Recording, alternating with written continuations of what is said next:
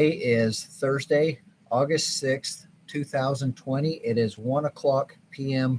in the afternoon. My name is Blaine Ipson. I am chair of the Board of Water Resources. This meeting is being held as an electronic virtual meeting in accordance with the state's COVID-19 electronic meeting notice. One of the requirements that we have with this electronic format is that to start the meeting, that I read the following statement. So this statement is required to be read.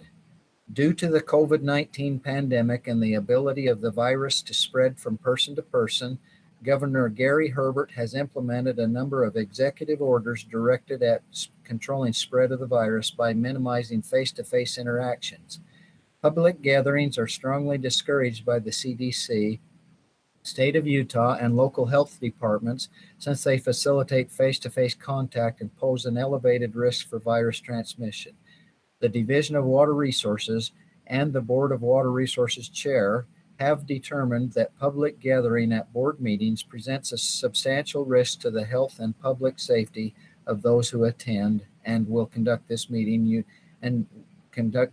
using a fully electronic format. This meeting format is authorized by recent amendment to the Utah Code and executive order by Governor Herbert, and will be temporarily used in place of the in-person public meeting that usually occurs. Anyone wishing to comment on the meeting's agenda topics or to observe the meeting may do so by logging on to the division's webpage at www.water.utah.gov/comments/ where instructions and links are provided. So that being said, we welcome each of you board members. We welcome the staff members. We welcome those of you from the public who are attending this meeting, participating in this meeting virtually. A few little items that I'd like to go over just to, before we get into the agenda. Please keep your microphone, your speaker on mute until it's your turn to talk. If you're on a cell phone, you can use *6 to mute and unmute your phone. If you're on a computer, the control key with the letter D will turn it on or on if you don't have the symbol on your things. With that being said, we'll now take a roll call of the board members who are present today. Bear River, Charles Holmgren. Mr. Chairman, I am present. Thank you. Weber River, Kyle Stevens. Present. Salt Lake area, Juliet Turner. Provo River, Warren. Present. Green, let's go Upper Colorado River, Norman Johnson. Present. Lower Colorado River, James Lemon. Present. Green River, Randy Crozier. Okay, Randy, it doesn't sound like will be with us today. We will excuse Randy from this board meeting. Okay, moving on to our agenda then. The first item on our agenda, Mr. Chair, if I can interject, let me go in through the other folks that are on the Google call and introduce them just for the record, knowing that we have a bunch of other folks that are out there on the YouTube channel, but these would be folks that will be listening for and providing in comment on the projects. Okay, thank you. Looks like we have 4 folks with telephone numbers, one 435 and ends in 44. I'm not sure who that is. 435 ends in 97. 97 is Jared Hansen and Morris Sorensen with Muddy Creek Irrigation. Thank you, Jared and Morris. Okay, 801 and ends in 03.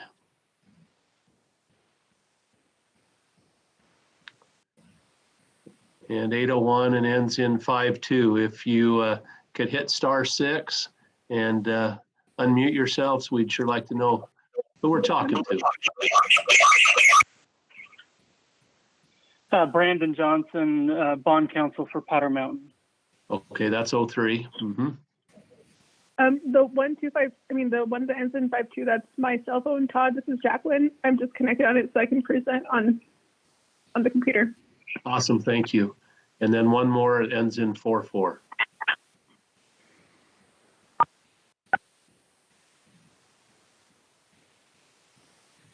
Okay. Let me go down the list, Mr. Chairman. Anna Montoya, Ben Marett, Brad Gilson, Brian Dieter, Candace Hossenjager, Carmen McDonald, Carrie Zinger, Charles Holmgren, let's see, David Bunker, David Lake, Eric Major, Fireflies,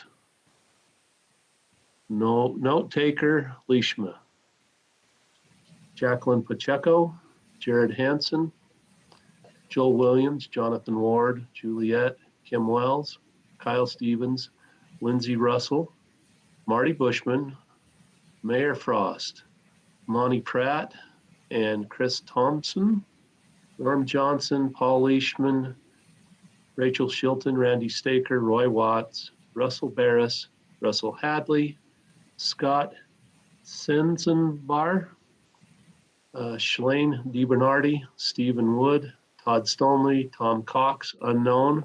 I believe that's Jim Lemon. Wayne Anderson and Wayne Simpler. And if I mispronounced your name, I apologize, but welcome to our board meeting.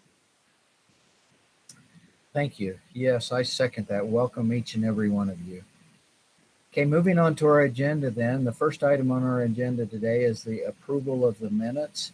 Board members, you've had a chance to review the approval of the minutes. Do you have any questions on any of the minutes? Okay, Randy Staker, were any public comments received on the minutes? No, there were no comments received. Okay. Okay, so the board members had a chance to review it. Didn't sound like there were any questions. Any further discussion? Chairman, Any further discussion, board members? Mr. Chairman, I'd make a motion. This is Charles Holmgren. I'd make a motion to approve the minutes as written. Okay, we have a motion to approve the minutes. Do I have a second? Norman Chairman, Johnson, this is second. Kyle Stevens. I'll second. Okay, Norman Johnson seconded it before you did, Kyle. So Norm seconded it. Any further discussion before we take a vote? Okay, we'll take a roll call vote on the minutes. Bear River, Charles Holmgren. Mr. Chairman, I vote aye. Weber River, Kyle Stevens. Aye. Salt Lake, Juliet Tanner. Sorry, technical difficulties. Aye. Okay. Provo River, Wayne Anderson. Aye.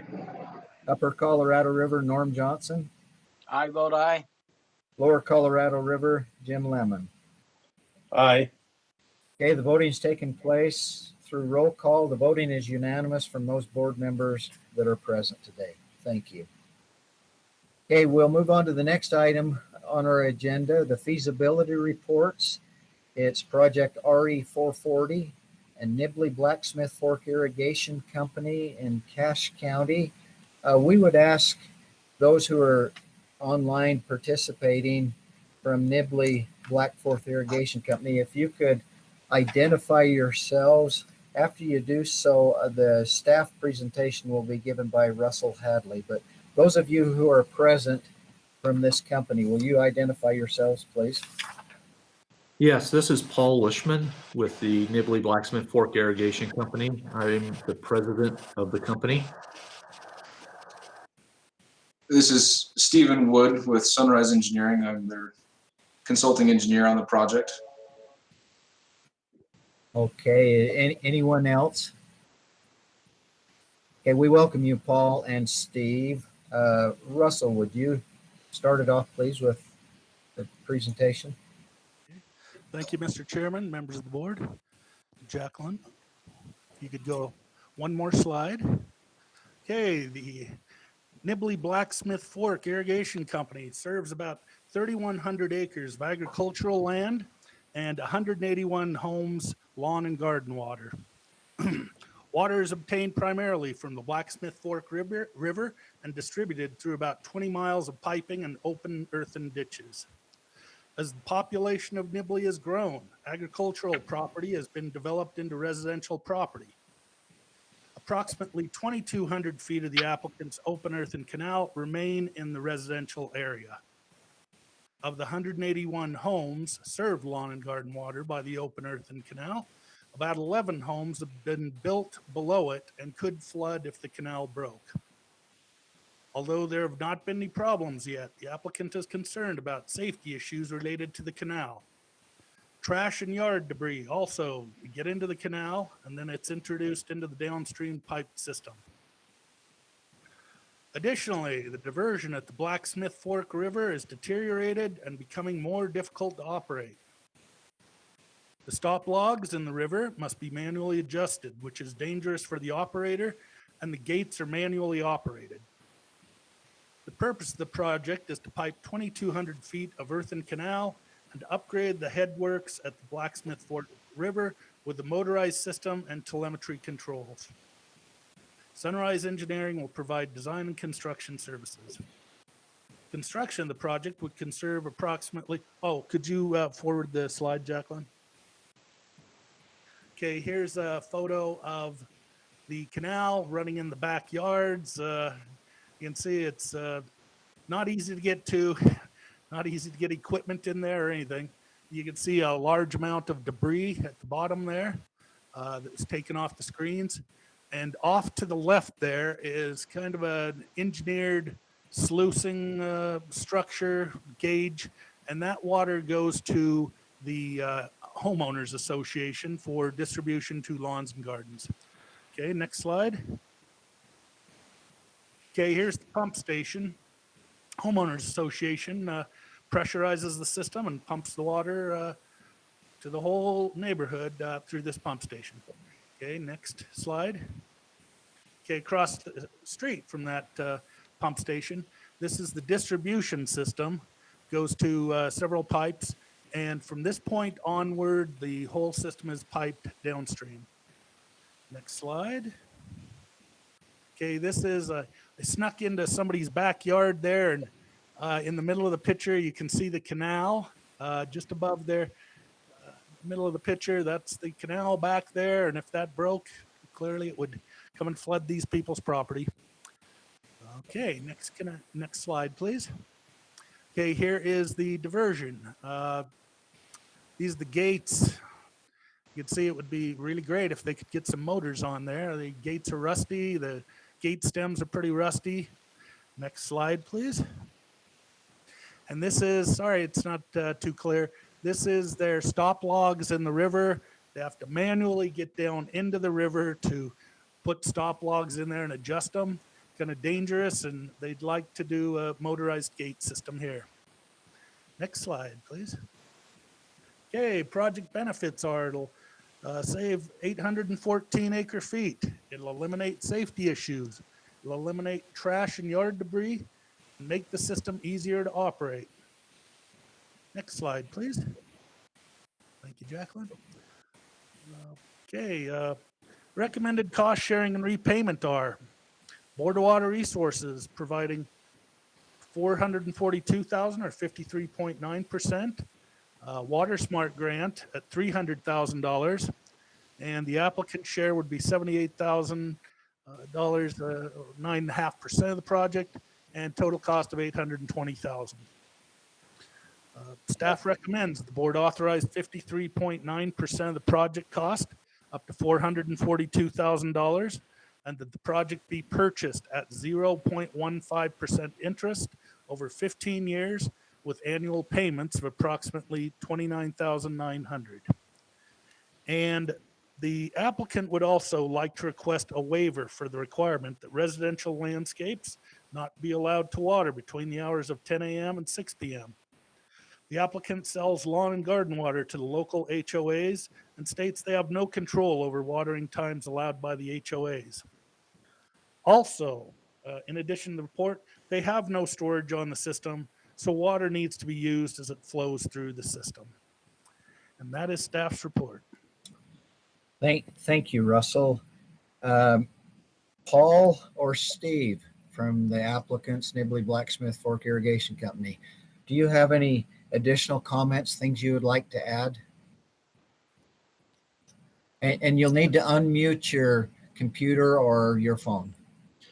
Well, I'd like first off to thank the board for taking the time to review this. I really appreciate what Russell has done also with the work on this.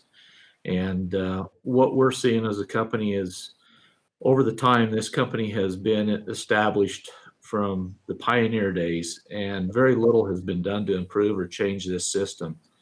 And as the impact of the local residents within the area affect the way that this operates, we are still trying to manage and work with both the homeowners and the agricultural producers to provide them with the water. And this has become challenging because of the issues and the impact that is imposed on us. The two things I wanted to really emphasize on is, one, the safety concerns is with those homes that have now been currently built below the canal, we have the potential to have the same risk that happened a few years back in Cache County with the Upper Logan Canal. And we really want to prevent that from happening and reduce that risk. And also we want to improve it in such a way that we can actually utilize what we are being given by the state as far as water to be able to use it more efficiently and effectively. And by improving this system with the new diversion on the river and the telemetry systems, we're going to be able to better monitor and use the water more wisely and conserve it and actually help with the wildlife within the Blacksmith Fork River with the fisheries. And amongst that is that area that it is currently designed in. Our future plan is to do more of it all the way to the headwaters of where we get it from the Blacksmith Fork River. This is only a partial part of it, kind of like I'd call stage one of our master plan, because the whole area, the soil structure within that area is really basically a gravel bed. And so we lose a lot of the water in the system to subwater, which will eventually come back at some other location in springs and other areas.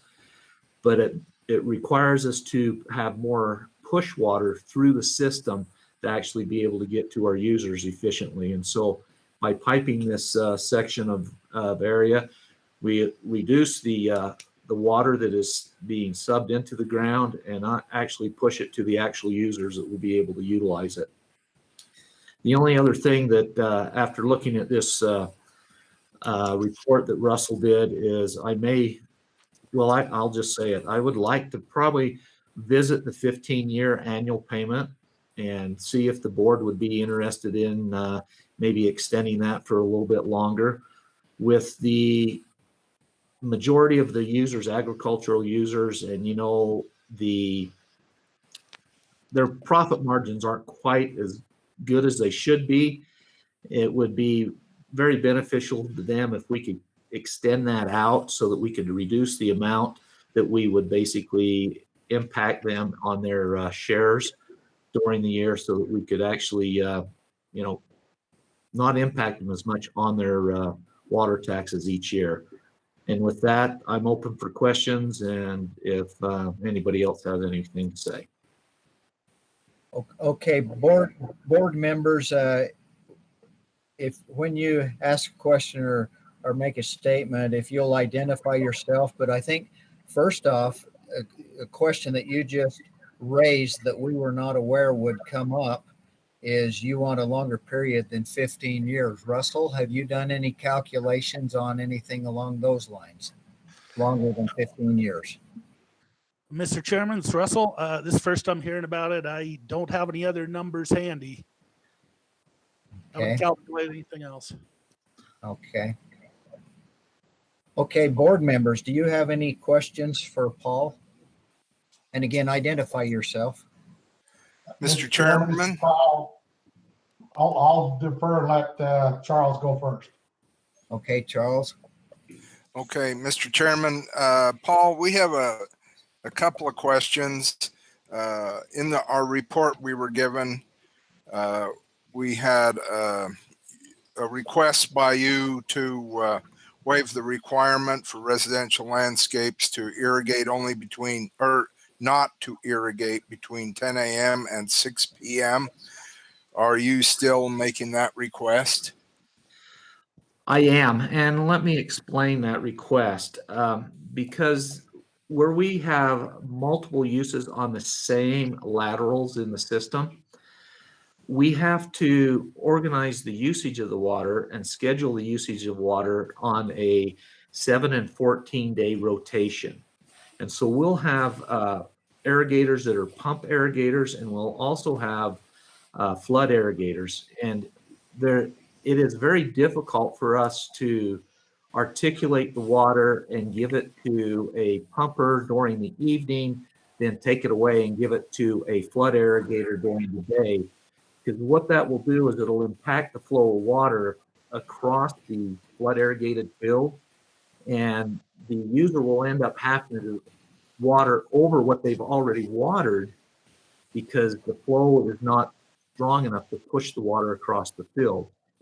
Now, eventually, and I mention this eventually, and I don't know how long that'll be, my goal and the company's goal is to put all the pump irrigation systems on their own separate system where we can do what that requirement asks, where we can provide them water that won't impact the other users. But currently, we're not financially nor physically ready to do that at this point.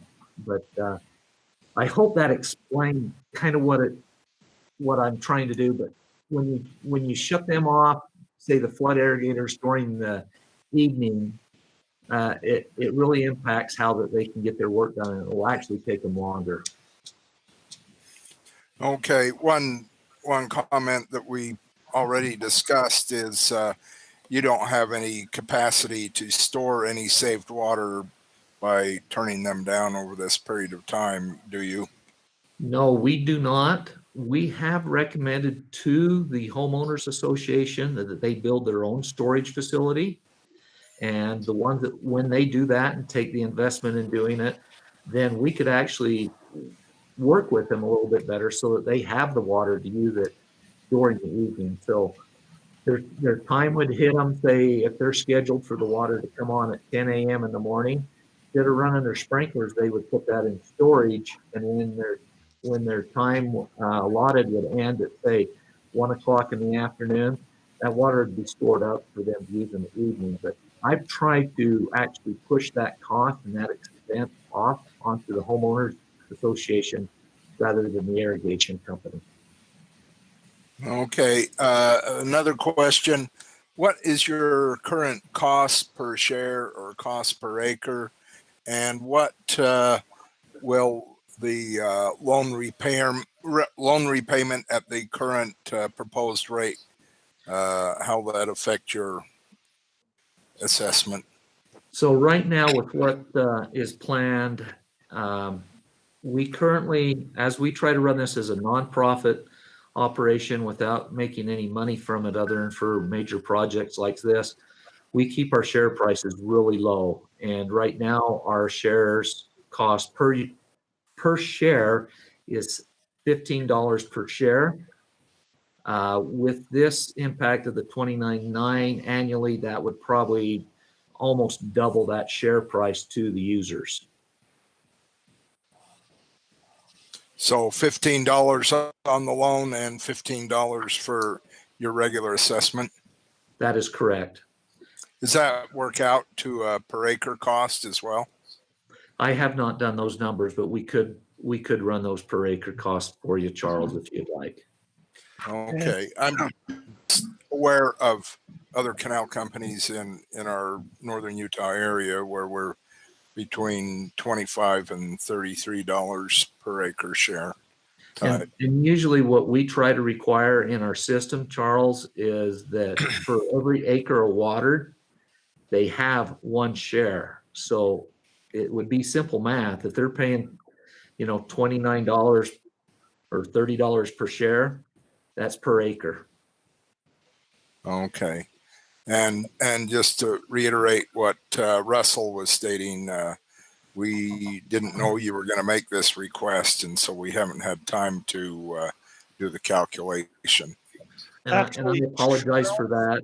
That's I should have brought that up with Russell when I reviewed the documents, and when he sees me or someone sees me next, you guys can really chastise me for not bringing that up. I apologize.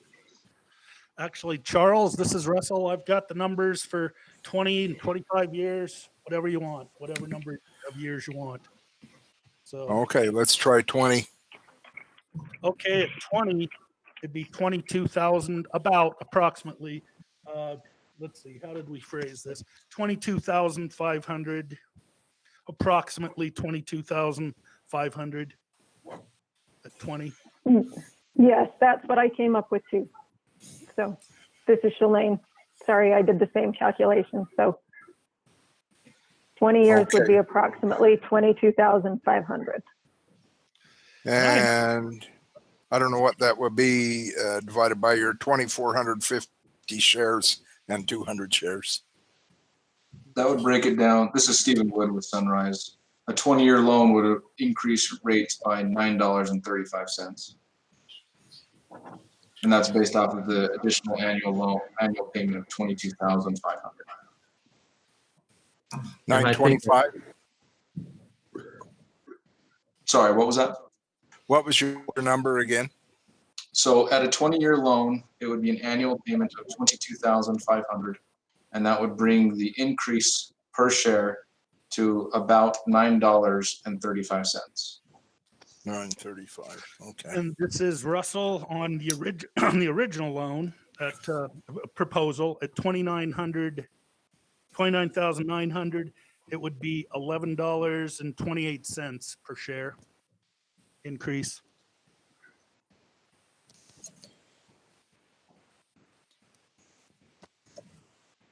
Okay, Paul, what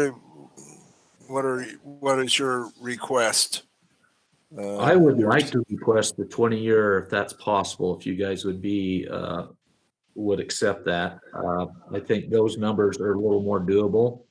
I know within the next year or two, we are going to be working closely at rewriting our bylaws and taking the homeowners and the landscaping users that don't use it for agricultural uses and probably changing the value or the rate for the shares they use to a higher level. So I really think that that 20-year would work if that plays into your cards and how you would like to proceed. Okay, that's all of my questions, Mr. Chairman. Okay, other board members, any questions? This is Kyle. The last discussion has answered a number of the questions that I had, relative to the issue. Paul, could you give us an idea of about how big the HOA is? How many homes are actually impacted by this discussion? I think there are numbers right now. We're 180. 180, okay. But that would. Is that multiple HOAs or one single HOA? It's multiple HOAs, and it will be continuing to grow as the impact and the farmers are selling out of the property. And that's why I want to make the additional change to the shares where everybody is equal now on the shares. We feel like that the homeowners association and the way that they use the water rather than for a income producing and lost a word. Sorry here. I just got a brain. But where it's not used for agricultural producing or a profit-making venture, I think we would like to increase the rates to those individuals because they usually use more water more often than what the agricultural producers will use. Those are the only questions I have, Mr. Chairman. Okay, other board members, any further questions? This is Norman. Wasn't the interest rate already calculated, blending the agriculture and the HOA usage together? Yes, it was. It was averaged between 0% for the agricultural shares and 1.97% interest for the 200 lawn and garden shares, given a weighted average of 0.15% interest. Thank you. Okay, board members, any further questions? Okay, Randy Staker, were there any public comments received on this project? No, there were no public comments. Okay, thank you, Randy. Okay, back to the board members. Do you have, before we entertain a motion, do you have any clarification or additional information, any further discussion that you'd like to make on this project? Mr. Chairman, this is Charles Holmgren. I just, I hope I'm doing the math correctly. The going to 20 years would reduce the annual assessment by approximately $2 per share per year. Okay. Okay, that's good clarification. Any further clarification or discussion from the board members prior to us entertaining a motion? Okay, we've come to the point then. We'll entertain a motion on this project. Mr. Chairman, I may murder the prescribed motion here, but I will attempt and that. This is, excuse me for interjecting, but is this Charles? Yes, this is Charles Holmgren making motion. I would recommend that the board authorize 53.9% of the project cost up to $442,000, and that the project be purchased at 0.15% interest over 20 years with annual payments of approximately $22,500. And I don't know if this is appropriate in the motion, but I would add that we would grant a request for a waiver of the requirement that the residential landscapes not be allowed to water between the hours of 10 a.m. and 6 p.m. That is my motion, Mr. Chairman. Okay, now just to clarify the motion, you said you would recommend. I'm interpreting that you were making a motion, not a recommendation. Is that correct? Yes, I make the motion that the staff authorize the 53.9%. Okay, board member, we've had a motion. Do we have a second? This is Kyle. I'll second that. Okay, we have a motion and a second. Prior to taking a roll call vote, does anyone have any board member have a question on the motion as it is? Okay, we'll take a roll call vote on it then. Bear River, Charles Holmgren. Mr. Chairman, I vote aye. Weber River, Kyle Stevens. Aye. Salt Lake, Juliet Tanner. Aye. Southern River, Wayne Anderson. Aye. Upper Colorado River, Norman Johnson. I vote aye. Lower Colorado River, Jim Lemon. Aye. Green River, Randy Crozier, are you with us yet? Okay, we've had a vote. The voting was unanimous among the board members present. Congratulations, Paul and Steve, and good luck on your project. Thank you. Appreciate your help. Thank you. Again, Okay, likewise, thank you. Okay, next on our agenda, we'll go to the committal of funds portion of our agenda. The first item on our agenda is Project RE417. It's the Peoa South Bench Canal and Irrigation Company. First off, if we could, prior to having our staff presentation, and Jaqueline will give our staff presentation, but could we ask if representatives from Peoa South are in attendance, and if so, would you identify yourself, please? This is David Lake. I'm the president of the Peoa South Bench Canal Company. Welcome, David. This is Brian Dieter with JUB Engineers representing Peoa South Bench. Welcome, Brian. Anyone else in attendance? Okay, thank you. So we'll have a staff presentation on this project now from Jaqueline.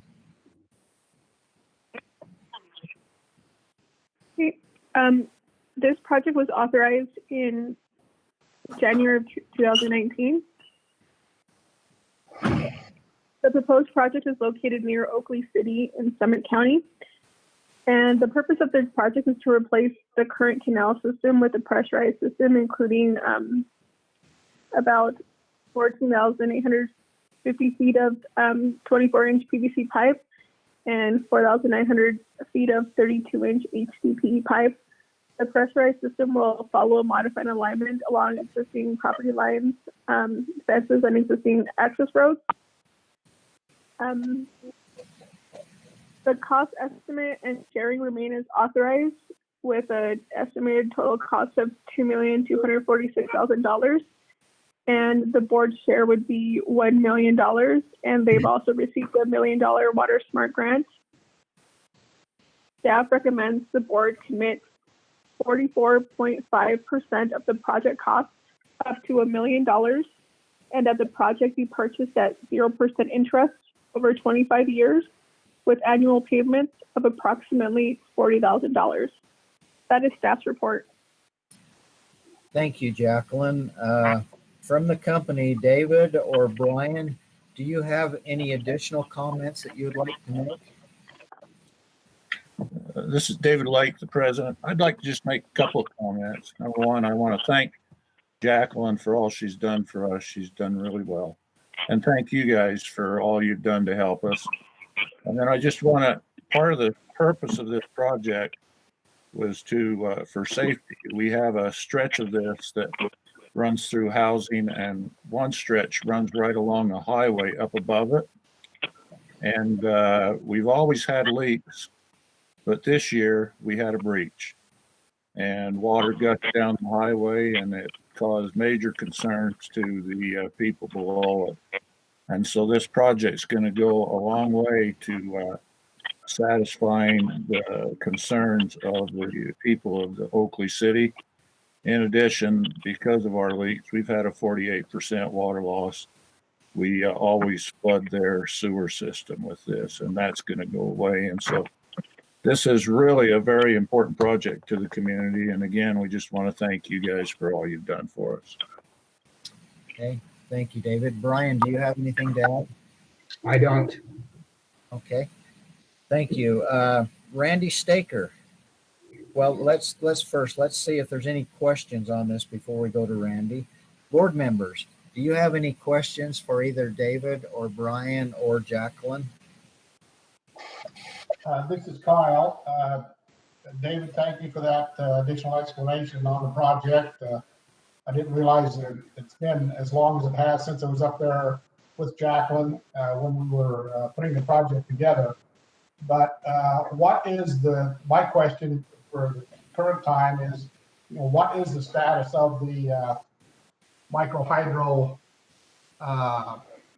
energy portion of the project? Have you been able to successfully negotiate, sales to Utah Power for that? Anyway, just give us an update on what the status is there. It's a very, very small hydro, and the intent of that energy is to replace the solar, or supplement the solar energy they have there at their metering, at their meter. There's not enough power to sell. Okay, that explains that. That's the only question I have at this point. Okay, other board members, any further questions?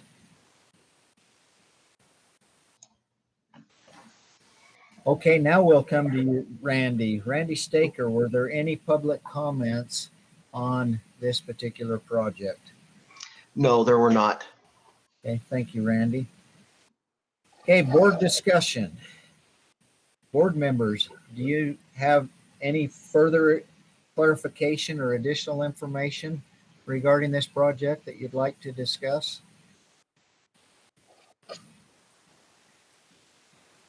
Okay, doesn't sound like there is. Then with that, we'll entertain a motion on this project. Mr. Chairman, this is Kyle Stevens, representing that area on the board. And I would make the motion that the board commit 44.5% of the project cost up to $1 million, and that the project be purchased at 0% interest over 25 years with annual payments of approximately $40,000. Okay, we've got a motion. Do we have a second? Mr. Chairman, this is Jim Lemon. Okay, Jim Lemon has asked for the floor. Jim? I was just going to second it, but someone else was there at the same time. Well, it has not been seconded yet. You're on the floor right now, Jim. Okay, then I will second it. Okay, the motion was made by Kyle, seconded by Jim. Okay, before we vote on the motion, is there any further discussion on this motion? Okay, we will take a roll call vote then on this particular motion. Bear River, Charles Holmgren. Mr. Chair, I vote aye. Weaver River, Kyle Stevens. Aye. Juliet Tanner, Salt Lake. Aye. Over River, Wayne Anderson. Aye. Upper Colorado River, Norman Johnson. I vote aye. Lower Colorado River, Jim Lemon. Aye. Green River, Randy Crozier, are you with us? Okay, we've had a roll call vote. The voting was unanimous in favor of the project by all in attendance. Motion carries. Thank you, David and Brian. Good luck on your project. Thank you. Okay, we will next move on our agenda in the committal of funds area to Salem City, and it's project RE434. First off, Nope. Yeah, Blaine, you skipped one. Go back. I missed Ashley, didn't I? Let's go back to Ashley Irrigation Company, and that is project RE427. And those in attendance from Ashley Central Irrigation Company, will you please identify yourself? Is anyone in attendance from Ashley? Yeah, Wayne Semper, president of Ashley Central. So Wayne Semper, president. Brian Dieter with JUB Engineers, represent Ashley Central. Where have we seen you, Brian? I didn't even mute my phone. Yeah, that's great. Welcome, Wayne. Welcome, Brian. Welcome, Ashley Central Irrigation Company. And Jaqueline will give the presentation from staff. Jaqueline? Okay, thank you, Mr. Chairman. This project was authorized in August of 2019, and a portion of the project is located within Vernal City, and the rest is located in unincorporated Uintah County, just outside of the city limits. The purpose of the project is to replace approximately 2.4 miles of unlined canal with HDPE pipe ranging from 26 to 36 inches in diameter, installing a screening structure, and installing user turnout meters. The canal is used by Vernal City for stormwater runoff and would be left open. The cost estimate and Sherry remain as authorized with a total cost of $2,186,000, with the board share of $1 million. They've received Water Smart grant for $900,000, and the applicant portion is $286,000. Staff recommends the board commit 45.7% of the project cost, up to $1 million, and that the project be purchased at 0% interest over 25 years with annual payments of approximately $40,000. That is staff's report. Thank you, Jaqueline. Wayne or Brian, do either of you have any additional comments that you'd like to add on what Jaqueline has said? I don't have anything. Well, I'd just like to thank the board for helping us out on this project. It's going to benefit us greatly. So, Okay, thank you. Board members, do you have any questions that you would like to ask Wayne or Brian or Jaqueline regarding this project?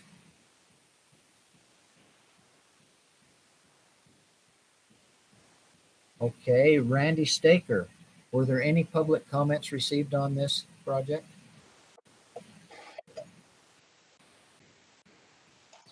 No, there were not. Okay, thank you. Okay, board members, prior to entertaining the motion, do you have any clarification or additional things you'd like to discuss on this?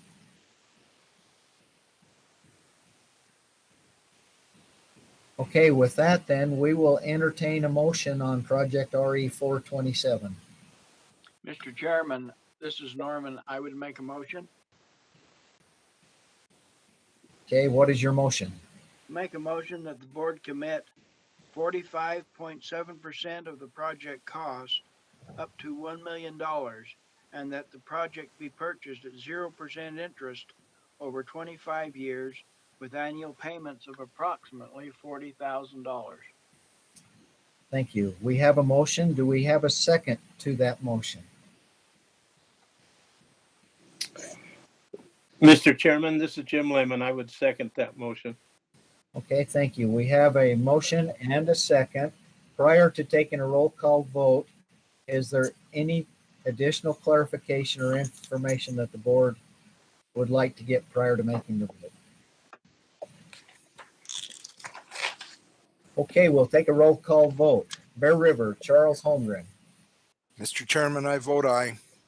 Weaver River, Kyle Stevens. Aye. Salt Lake, Juliet Tanner. Aye. Peoa River, Wayne Anderson. Aye. Upper Colorado River, Norman Johnson. I vote aye. Lower Colorado River, Jim Lemon. Aye. Green River, Randy Crozier, are you with us? Okay, voting has been unanimous by all of those who are in attendance at the board meeting today. Motion carries. Thank you very much, Wayne. Good luck on your project. thank you, guys. Okay, next item on our agenda will be project RE 434 Salem City. So with those from Salem City, if anybody is in attendance, would you identify yourself? Mr. Chairman, this is Jonathan Ward from Zion's Public Finance. Okay. Welcome, Jonathan. You know, is there anyone else, Jonathan? Not that I've seen. Okay, thank you. Okay, Marisa will be giving the presentation from staff on this project. Marisa? Actually, Blaine, this is Shalane DiBernardi. Marisa sends her apologies. She is unable to attend. So I will present this. It's short and sweet. Okay.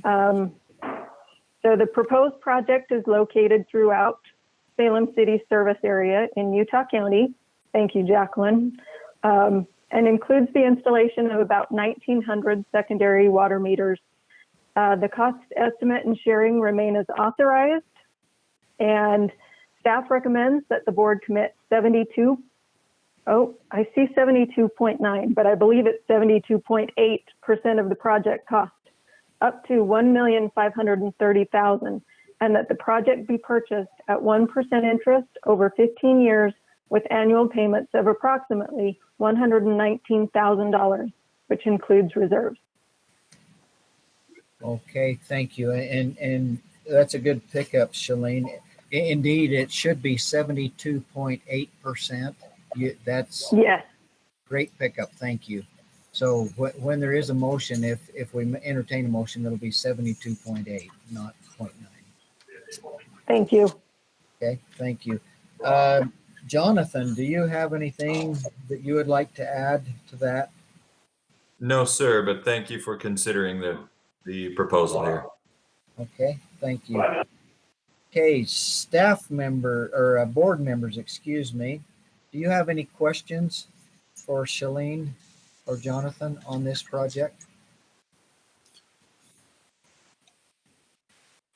Okay, Randy Staker, were there any public comments received for this agenda item? No, there were not. Thank you, Randy. Okay, so no public comments. Board discussion, is there any last minute clarification or additional information you'd like to have on this item? Okay, we will entertain a motion then regarding this project. Mr. Chairman, this is Wayne Anderson, and I move that the board commit 72.8% of the project cost up to $1,530,000, and that the project be purchased at 1% interest over 15 years with annual payments of approximately $119,000, includes reserves. Okay. Now, that motion is slightly different from what is in our package. Is there a problem with that? Right. Yes, if that could be restated, it's not a project to be purchased. This will be bonded indebtedness that will be returned at 1% interest over 15 years. Okay, so I apologize for that. We missed that on this slide. So Okay, I'll redo it then. okay, so thank you. Are you going to amend your motion then? I'll completely I'll redo the whole motion. Okay. I move that the board commit 72.8% of the project cost up to $1,530,000, and that the bonded indebtedness be returned at 1% interest over 15 years with annual payments of approximately $119,000, includes reserves. Okay, we have a motion. Do we have a second? Mr. Chairman, this is Norman. I will second the motion. Okay, prior to taking a roll call vote on it, I just want to clarify once again that the motion that is on the floor is the last motion that Wayne rescinded changed the verbiage on his first, that the motion we are voting on is that the board commit 72.8% of the project cost up to $1,530,000, and that the bonded indebtedness be returned at 1% interest over 15 years with annual payments of approximately $119,000, includes reserves. So that is the motion which is on the floor. Is there any question or further clarification on that needs to take place? Okay, we'll take a roll call vote then. We have the motion and the second. Bear River, Charles Holmgren. Mr. Chairman, I vote aye. Kyle Stevens, Weaver River. Aye. Salt Lake, Juliet Tennert. Aye. Provo River, Wayne Anderson. Aye. Upper Colorado River, Norman Johnson. Aye. Lower Colorado River, Jim Lemon. Aye. Green River, Randy Crozier is not at the meeting. So those board members present at the meeting, the voting was unanimous. The motion carries. Congratulations, Salem City, and Jonathan and Marisa, Shalene, if you'll relay that information to them, it would be appreciated. Thank you. Thank you. Mr. Chairman? Yes. Let me just say that project you just approved is out of the 1% money set aside for the secondary water meters. And so, that's a directive that we got. And so thank you for that. But just wanted to note that. Yes, that's a great project, isn't it? Okay, next project on the agenda is project RE 436 Muddy Creek Irrigation Company. And do we have any company representatives from Muddy Creek with us today? I'm Morris Sorensen, president of the irrigation company. Okay, Morris Jared Sorensen. Hansen. And Jared Hansen with Jones in the Mill Engineering. So Morris and Jared, anyone else? Okay, No. well, welcome, Morris and Jared. Jaqueline will give the staff presentation on this project. So Jaqueline? Okay. This project was authorized in May of 2020, and this is the fourth project that the board will fund for Muddy Creek Irrigation Company. This map just shows their previous projects, and this is the current project. So the purpose of this project, phase 3, is to pressurize the remainder of the irrigation system by installing approximately 7 miles of pipeline to deliver water to the east side of Muddy Creek Irrigation Company, which will also lower the water table and reduce salt loading. The cost estimate and sharing remain as authorized, with an estimated total cost of $5,583,000.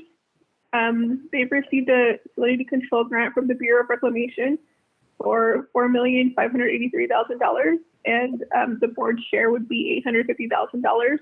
The applicant share is $150,000.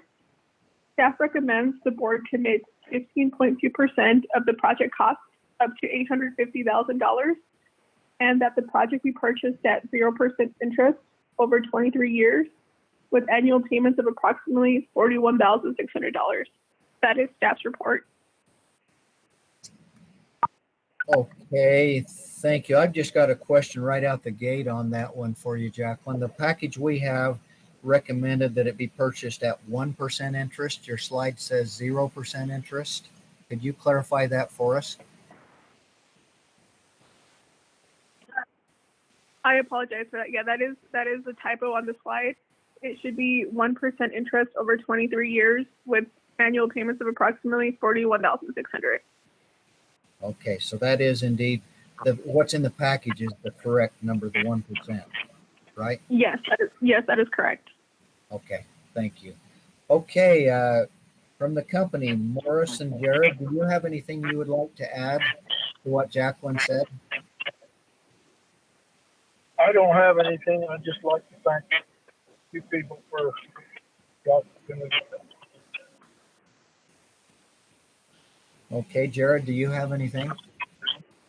Nope, just appreciate your willingness to help on this, and things are moving forward that this can happen. So we're just anxious to get going. So thank you. You've got a lot of things going on over there right now, don't you? There's a few. Yeah. Okay, board members, do you have any questions you'd like to ask Morris or Jared or Jaqueline?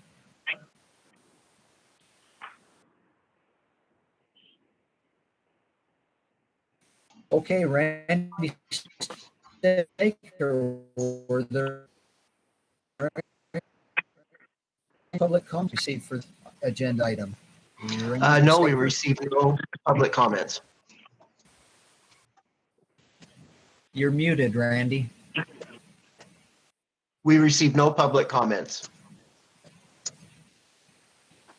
I couldn't understand. Is that Blaine, correct? I'm afraid it might be you. He said there were no public comments. Hello? Hello? Blaine? Hello? Blaine, can you hear us? Buddy there? Blaine, we're here.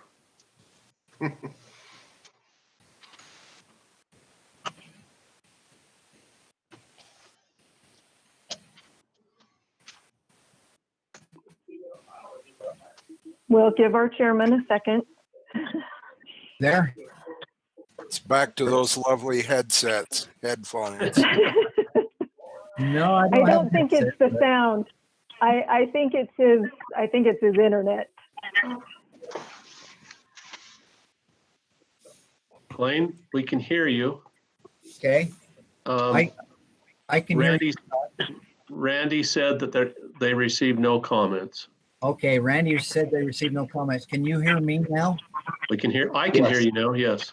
Okay, good. So there were no comments received. Then let's go to, are there any further questions from any of the board members? Any board members have any comments, questions? Let's entertain a motion then on this project. Mr. Chairman, this is Norman. I would make a motion that the staff, or a motion that the board commit 15.2% of the project cost up to $850,000, and that the project be purchased at 1% interest over 23 years with annual payments of approximately $41,600. Okay, we have a motion. Do we have a second on the motion? This is Kyle. I will second that motion. Okay, we have a motion and a second. Do we have any further clarification from the board on this motion? If not, we'll take a roll call vote. Bear River, Charles Holmgren. Mr. Chairman, I vote aye. Weaver River, Kyle Stevens. Aye. Salt Lake, Juliet Tannert. Aye. Provo River, Wayne Anderson. Aye. Green River, Randy Crozier's not with us. Upper Colorado River, Norman Johnson. I vote aye. Lower Colorado River, Jim Lemon. Aye. Okay, the voting was unanimous by roll call from those present. The motion carries. Congratulations, Morris and Jared. Good luck with your project. Thank you very much. Okay, moving along, the next item on the agenda is the Sevier Valley Canal Company. It's project RC064. Is anyone from the Sevier Valley Canal Company in attendance? Okay, they don't necessarily need to be. Tom Cox from staff will be giving the presentation. So Tom. I just saw that he left the meeting, so I don't know if he's having internet connections or not. So, oh, now he's back. He's back. Okay. Sorry, I disconnected myself instead of taking me off of the mute. Can you hear me? Yes, you're kind of faint, Tom. So speak right into it. All right, Jaqueline, can you move to the next slide? The Sevier Valley Canal Company owns and operates Three Creeks Dam, and that's located in Sevier County. It was constructed in the late 1800s. It is 22 feet high, 620 feet long, and has a capacity of approximately 1,000 acre feet. The dam is rated high hazard by the Division of Water Rights Dam Safety Office because of its location, and if it failed, it would cause quite a bit of damage and possible life. The state minimum standard deficiencies include undersized spillway capacity, uneven crests, steep slopes and stability issues, and seepage. The most current issue, however, is that the dam's corrugated metal outlet pipe is corroded and leaking, which creates the possibility of piping, which could lead to the dam failure. The proposed project is to line the 30-inch diameter corrugated metal pipe with 24-inch HDPE and construct a new intake structure with gate. Additional dam safety improvements will need to be made in the future when additional grant funds are available.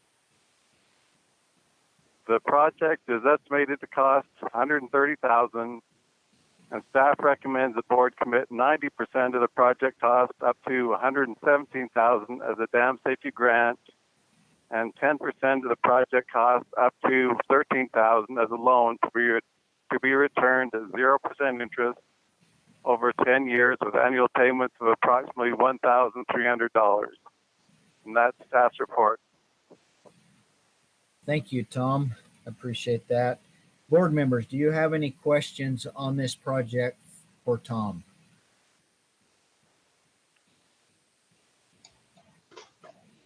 Okay, Randy Staker, were there any public comments received on this project? No, there were no comments. Thank you. Okay, board discussion, is there any clarification, any further questions before we entertain a motion? Okay, we'll entertain a motion on this project then. This is Jim Lemon, and I would make the motion that the board commit 90% of the project costs up to $117,000 as a dam safety grant, and 10% of the project cost up to $13,000 as a loan to be returned at 0% interest over 10 years with annual payments of approximately $1,300. Okay, we have a motion on the floor. Do we have a second? This is Wayne. I second it. Okay, we have a motion and a second. Prior to taking a vote, is there any further discussion on this motion? Okay, we'll take a roll call vote. Bear River, Charles Holmgren. Mr. Chairman, I vote aye. Weber River, Kyle Stevens. Aye. Salt Lake, Juliet Tennant. Aye. Provo River, Wayne Anderson. Aye. Upper Colorado River, Norman Johnson. Aye. Lower Colorado River, Jim Lemon. Aye. Green River, Randy Crozier is not in attendance. Those in attendance, the voting was unanimous. Motion carries. The middle of funds is approved. Thank you. Thanks, Tom. Okay, next project on the agenda is project RC065, Whiterocks Irrigation Company. Are there any representatives of Whiterocks Irrigation Company in attendance today? And if so, would you identify yourself, please?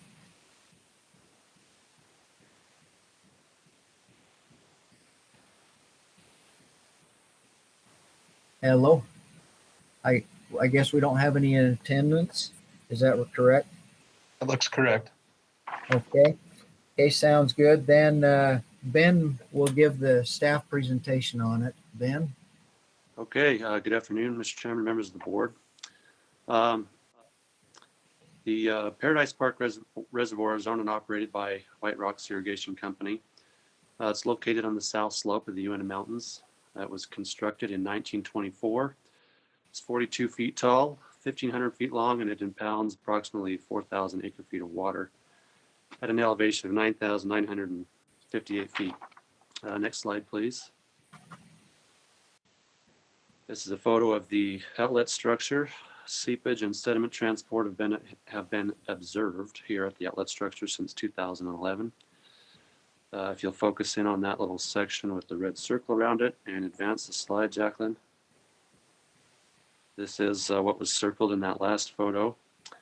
In the fall of 2019, after an inspection performed by the State Engineer's Office, it was determined that without immediate repairs to the dam, it could no longer be safely operated at full capacity. You can see there in the photo where the sediment accumulation is occurring. Next slide, please. The applicant has proposed a project which includes installing a seepage collection system and a filter drain near the outlet works. More work will need to be performed in the future when additional dam safety funding is made available. Next slide, please.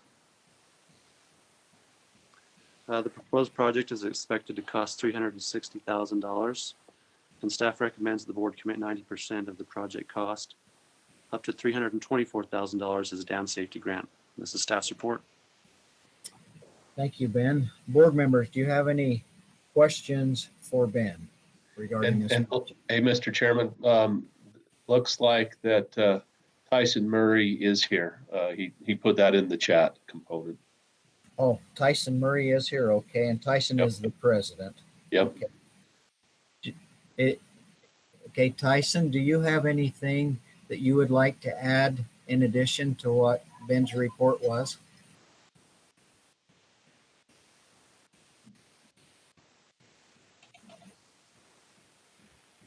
Or you must be on mute, Tyson, if you got a phone, hit *6 to unmute, or if you're on a computer, hit Control-D. It also looks like Eric Major is here also, so it's under his name. For some reason, we're not able to hear you.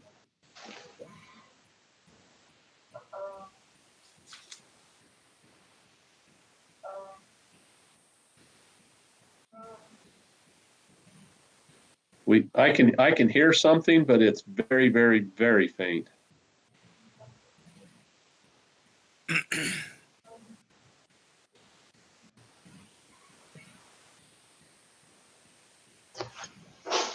Eric or Tyson, it looks like something's coming through, but it is so faint that myself or any of the board members can probably hear. So, yeah, maybe if you'd want to text something in the chat or type something there, we could do that, but we can't hear you.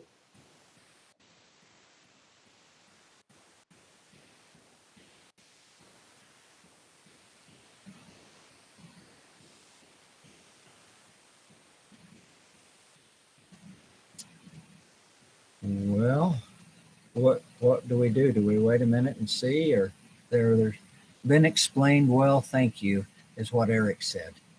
So Eric is saying that the explanation that Ben gave was good.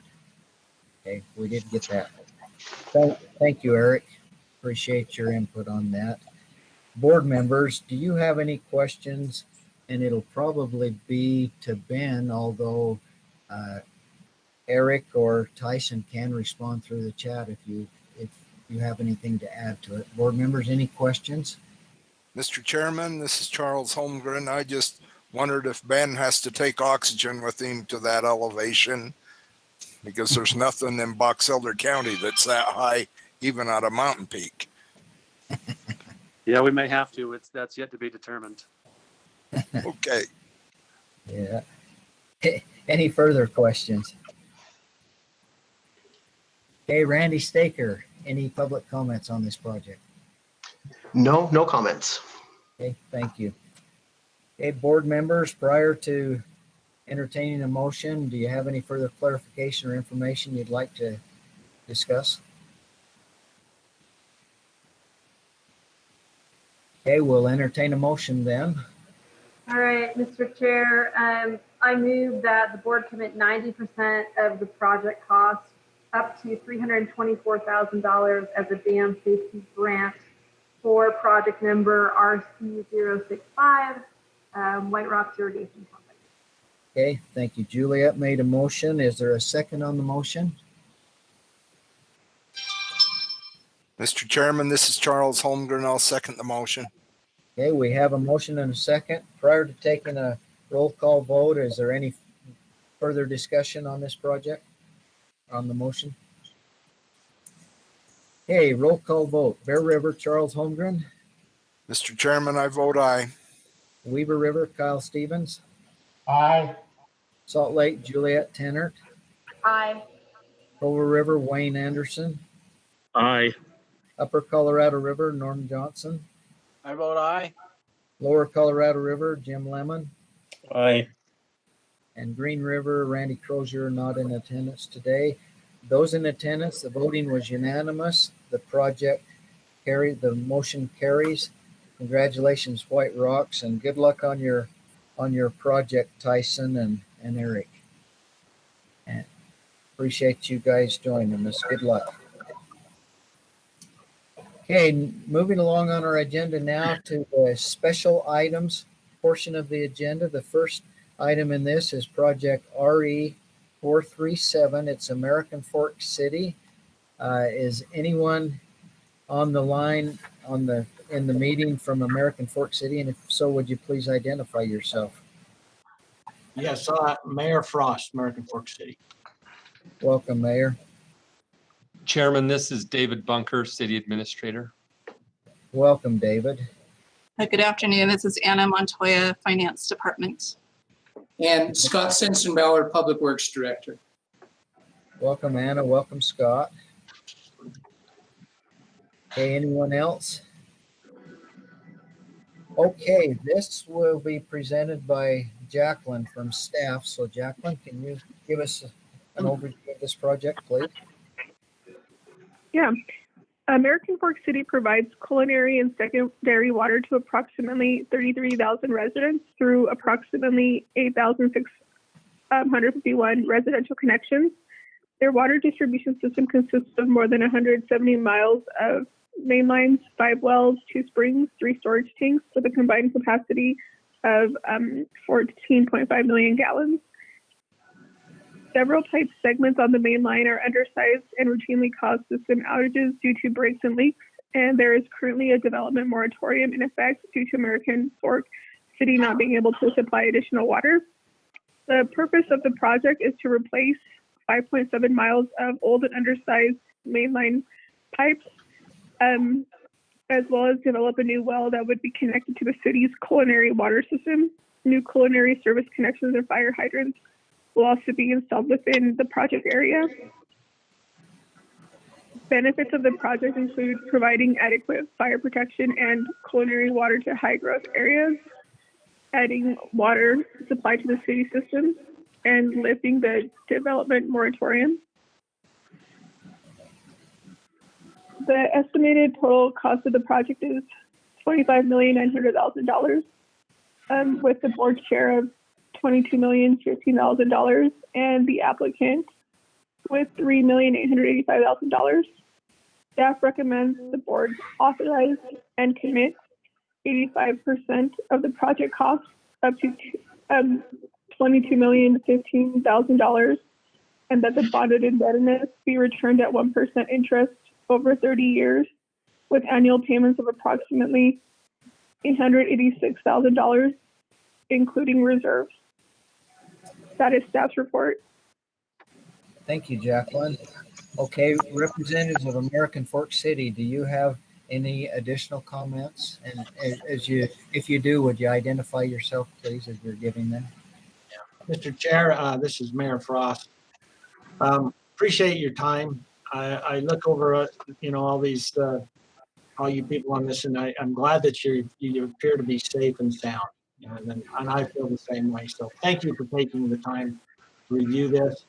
And I think for me as the mayor, I've been getting updates, but I really appreciate the continuity and the way that your staff has worked with our staff. Sometimes a slide like this can be, it's just one picture, but behind it is a lot of work that happens behind the scenes. So thank you to your staff. We really appreciate them. Thank you. The staff at Water Resources is a very, very good staff. I truly appreciate them. I agree with you. Any other comments from? Mr. Chairman, I'm just going to jump in and say thank you on behalf of all of our staff. It's a pleasure to work here, and we like working on projects and helping people. So, well, and you are all very, very good at it. Thank you. American Fork City, anyone else representing the city have anything you'd like to add? Okay, board members, do you have any questions for American Fork City you would like to ask them? This is Kyle Stevens. Questions relative to, I'm just curious as to what type of comments or feedback you may have received through your public hearing process for this project. And then as I have read the report, it appears that, unless I'm misunderstanding and or looking at it wrong, the affordability guidelines state that you can afford to pay up to $58.80 per month for water, but yet the cost of this project will take it to $65.59. So a couple of questions there, if you could respond to those. Chairman, I'll jump in on that if that's all right. It's David Bunker. Okay. So we did receive some public comment during our public hearing. Most of the comments were centered around the cost of the project and the costs that our citizens would incur in order to accomplish this project. As we've looked at that, We feel that we have adequate reserves in addition to the impact fee fees that we will be collecting throughout this period. And we feel like we will be able to actually complete the project without raising water rates at this time. So we did receive several comments though regarding that from our citizens, but we did have a special meeting with our community to explain that and also put out additional information to our citizens regarding the intent to pay this project with reserves and with impact fee receipts that we would get. If that answers, I don't know if that answers your questions, Mr. Stevens. Yeah, excuse me, that does answer the question. Overall, even with those issues and concerns raised, what was the overall feeling relative to proceeding ahead with the project? American Fork is ready and prepared to move forward with the project. It's actually very critical. Without the project, American Fork City would have to consider either extending the moratorium that is currently in place, which restricts additional growth in our community. And it actually is restricting growth in an area which we call a transit-oriented development, a TOD, which is a higher density area of our community, which is a more affordable housing area. So it would affect approximately 2,800 units that are waiting right now. We have developers who are on hold, and they're very anxious for the city to resolve this problem. And without moving forward on this project, we would have to extend that moratorium. Okay, thank you for that clarification. Thank you. Thank you. Any other board members have any questions? Mr. Chair, I have a comment, if that's okay. You bet. Well, and so, I mean, obviously it's not within the purview of this board to weigh in on affordable housing. However, just knowing, looking at the data, at the growth in that area and looking on that upward pressure on housing prices, and having that moratorium, right, does cause some issue. And so, I mean, I'm pleased to support that to help for some more sustainable growth. Thank you, Juliet. Appreciate that. Mr. Chairman, this is Wayne. Okay, Wayne. Can those guys give me an idea of what their water impact fee is? Okay, American Fork. The question is, what is your water impact fee? Anna, do you have that available?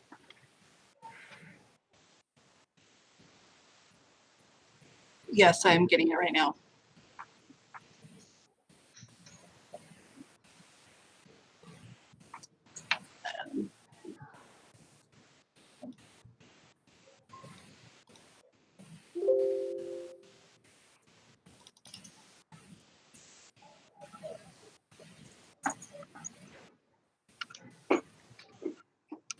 I apologize for not having it on hand.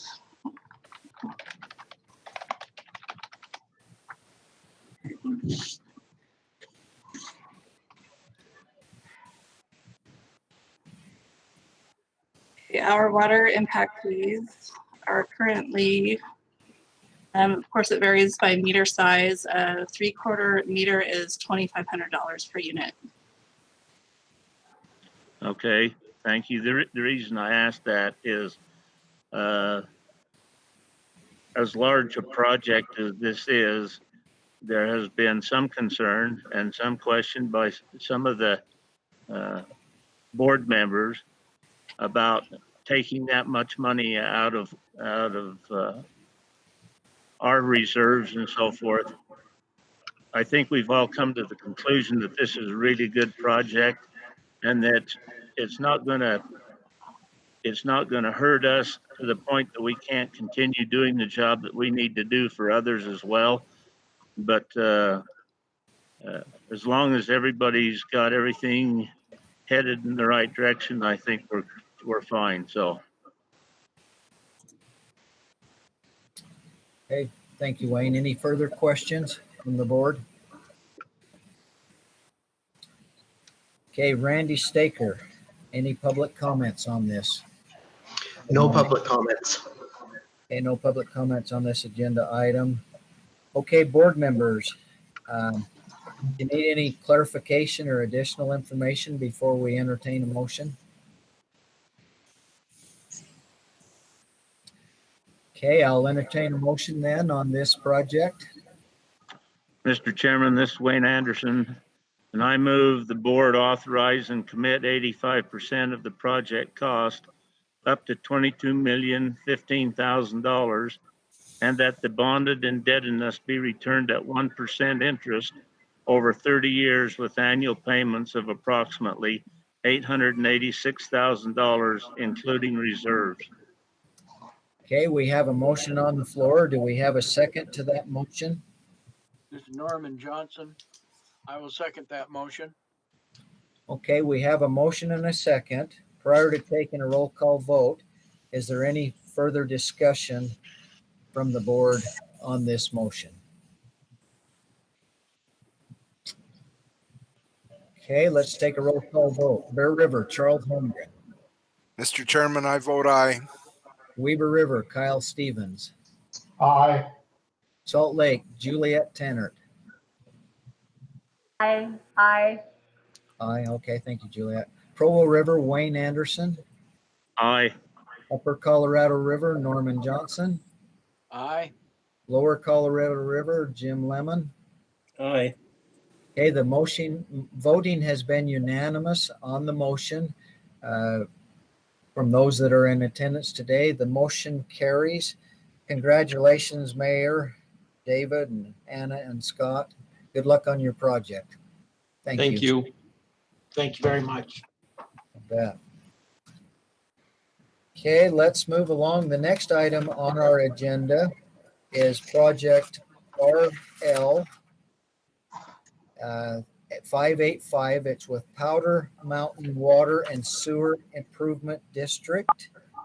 So first off, with those that are from Powder Mountain, please identify yourself. Carrie Zanger, District Clerk. Okay, Carrie's here. Brad Gilson, District Engineer. Brad Gilson, District Engineer. Welcome, Brad. Marcus Keller, Zion's Public Finance, Municipal Advisor to the district. Welcome, Marcus. Roy Watts, General Manager with the district. Welcome, Roy. Brandon Johnson, Bond Counsel to the district. Was it Brandon Sorensen? Brandon, yep. Brandon Johnson. Okay, welcome, Brandon. Okay, anyone else? Okay, we welcome all of you with us today. Again, it's Project RL 585, and Ben is going to give us a staff report on this project. Ben? Good afternoon again, everybody. The Powder Mountain Water and Sewer Improvement District is located at and around the Powder Mountain ski area north of Eden in Weber County. The applicant provides water year-round to approximately 140 residential and 64 commercial connections. Next slide, please. The applicant is required by the Division of Drinking Water to have a minimum of 2 water sources, one source and then a redundant source. However, the applicant currently has no water sources due to a long string of unfortunate events. Water is currently provided to the district from a nearby well owned by a private developer. The applicant has proposed a project which includes redevelopment of Pizzle Spring, which if you look on the Google Earth photo there, it's located at the bottom. Construction of Booster Pump Station 1, which is also down there by Pizzle Spring. Rehabilitation of Booster Pump Stations 2 and 3, which will allow them to push water up the mountain. And install a new 250,000 gallon water tank with an 8-inch connection line. Next slide, please. The proposed project, if successfully implemented, will provide that applicant with 1 working water source, and the applicant will be able to move water between pressure zones using the booster pumps.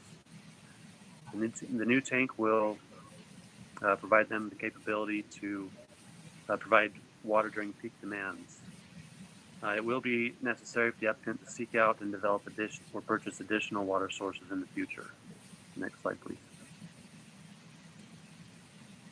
The proposed project is expected to cost approximately $1,868,000. Staff recommends that the board reauthorize and commit 85% of the project cost up to $1,588,000. I'm sorry, that's a typo. $1,868,000. Nope. That was correct. Let me start over. Staff recommends the board reauthorize and commit 85% of the project cost up to $1,588,000, and that the bonded indebtedness be returned at 1% interest over 30 years, with annual payments of approximately $64,000, including reserves. And that's staff's report. Thank you, Ben. Okay, Powder Mountain, do any of you have anything that you would like to add to what Ben presented? Yes, this is Roy Watts, the manager of the district. We appreciate Kyle Stevens' involvement with us, and he's been a great board member for our area. Also appreciate Ben and his involvement with us. This is very critical that we get this water source so that we have a water source and a second source. And so we appreciate the funding and the consideration for the health, safety, and welfare of the people, just to have the water for fire protection and have an operating system. And so we appreciate that. I know we have our engineer on board here listening in if he's got any comments about it. But we just like to move ahead as fast as we can to get this taken care of for the Division of Drinking Water and for the sake of the people. Okay, thank you, Roy. Anyone else from the applicant, Powder Mountain, like to add anything? This is Brad Gilson, district engineer.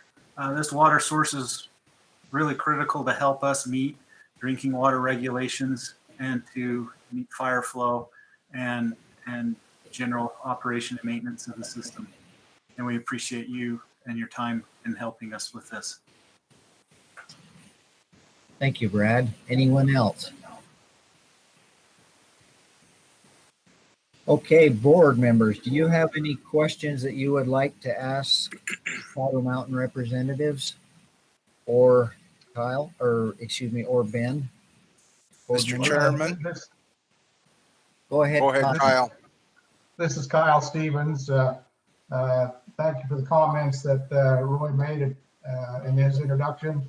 Also express appreciation to Ben, because as I mentioned in our briefing meeting, this has been a very complicated issue with a lot of moving parts.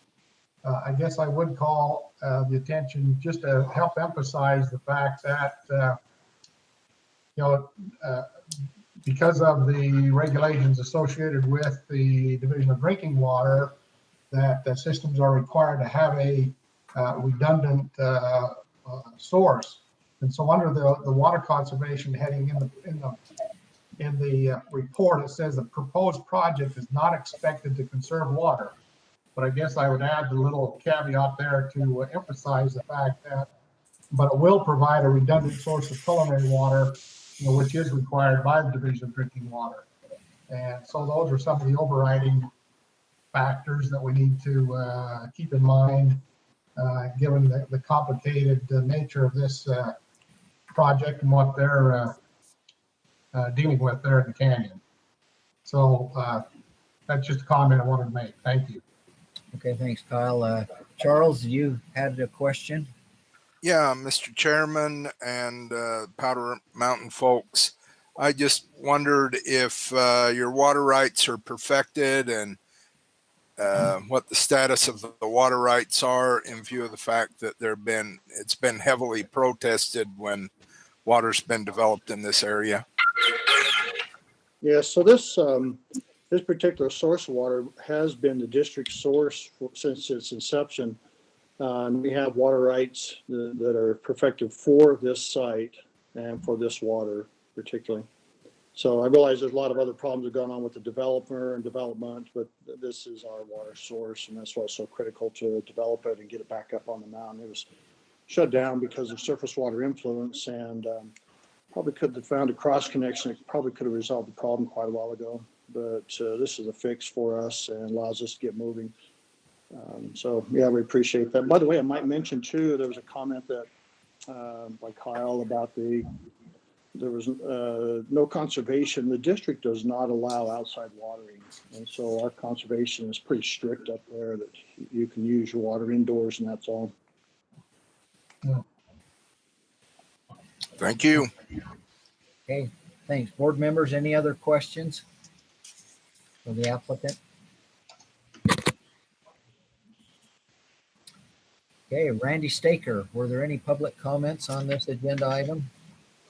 There were no comments. Thank you, Randy. Okay, board members, prior to entertaining a motion on this project, do you have any other things that you'd like clarified or additional information you'd like to discuss or ask?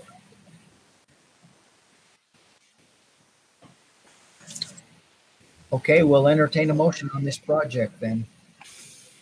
This is Kyle Stevens, and as the board member representing that area, I would make the motion that the board reauthorize and commit 85% of the project cost up to $1,588,000, and that the bonded indebtedness be returned at 1% interest over 30 years with annual payments of approximately $64,000, including reserves. Okay, we have a motion. Do we have a second? I'll second. Okay, we have a second from Juliet. Prior to taking a roll call vote, is there any discussion on the motion? The board? Okay, we'll take a roll call vote. Bear River, Charles Holmgren. Mr. Chairman, I vote aye. Weaver River, Kyle Stevens. Aye. Salt Lake, Juliet Tanner. Aye. Clover River, Wayne Anderson. Aye. Upper Colorado River, Norman Johnson. I vote aye. Lower Colorado River, Jim Lemon. Aye. Okay, all in attendance, all the board members in attendance voted unanimously in favor of the project. Motion carries. Your project is approved. Good luck on your project, Roy and Carrie and Brad and Marcus and Brandon. Thank you for being with us today and good luck on your project. Thank you. Appreciate you guys so much. Thank you. Thank you. Okay, next item on our agenda is project RE 395. It's Burns Irrigation Company. First off, do we have anybody attending our virtual meeting today from Burns Bench Irrigation Company? If so, would you Yes. identify yourself? Yes, this is Monty Pratt with Burns Bench. I'm the director of the irrigation company. Okay, welcome, Monty. Anyone else? Chris Thompson with Sithco Engineering, the engineer on the project. Welcome, Chris. Appreciate you guys being with us today. Russell Hadley from the division staff will give the staff presentation on this. Russell? Oh, it's actually me, Mr. Chairman, Jaqueline Pacheco. Oh, okay. Okay, Jaqueline. Yeah, I'm on the wrong line here. Jaqueline will give the presentation. Jaqueline? So the purpose of this project was to install a radial gate at the diversion structure and 3,000 feet of HDPE pipe to enclose the existing canal and eliminate the earthen pond. The project is currently under construction, and there has been an increase in the project cost due to delays in the project and increase in material costs. So the applicant is requesting additional funding to complete the project. The project cost estimate has increased by $40,000 from $667,000 to $707,000. The committed and proposed cost sharing are listed here. The board originally committed 28.3% of the project cost up to $189,000 at 0% interest with a repayment term of 20 years. Annual payments were set at approximately $9,450. The applicant is requesting an additional $23,000 from the Board of Water Resources. Staff recommends the board commit an additional $23,000 and amend the purchase agreement to state the board will provide 30% of the project cost up to $212,000 and that the project be purchased at 0% interest over 20 years with annual payments of approximately $10,600. That is staff's report. Thank you, Jaqueline. Appreciate that. From the Burns Bench Irrigation Company, Monty, or from the engineer, Chris, either of you have any additional comments you'd like to present to the board on the project? Yes, this is Monty Pratt, and some of the additional cost increase that we experienced were the fact that this project was originally started, initiated, applied for almost 4 years ago. And it took us that long to get some things in order, to get some additional funding, which we've done. And it went through several design changes. A couple of the suggestion of Randy Crozier, which was the installation of the radio alarm gate. We eliminated an existing pond that was used to settle sand before it went into the pipelines that fed the irrigation companies. And the elimination of the pond required that we pipe clear up to what we call a sluice box right there by the diversion structure. And that kept the sand, trash, and other things out of the pipeline, which is hard on the system as well. We also needed to do some reclamation of the existing pond because it was on private ground, and that we needed to redo some groundwork to make that ground usable again for the farmer. And then, of course, in order for us to eliminate the pond, we had to put more pipe in. Part of the pipe was also to build a bypass around the sluice box structure so that we could, in the event of having to do any work on the sluice box, we could still deliver water to the pipelines during the critical irrigation time. So those are kind of the key points and key drivers that kept us from completing the project under the original scope and budget. But it's turned out to be a much better project, and now we have eliminated sand.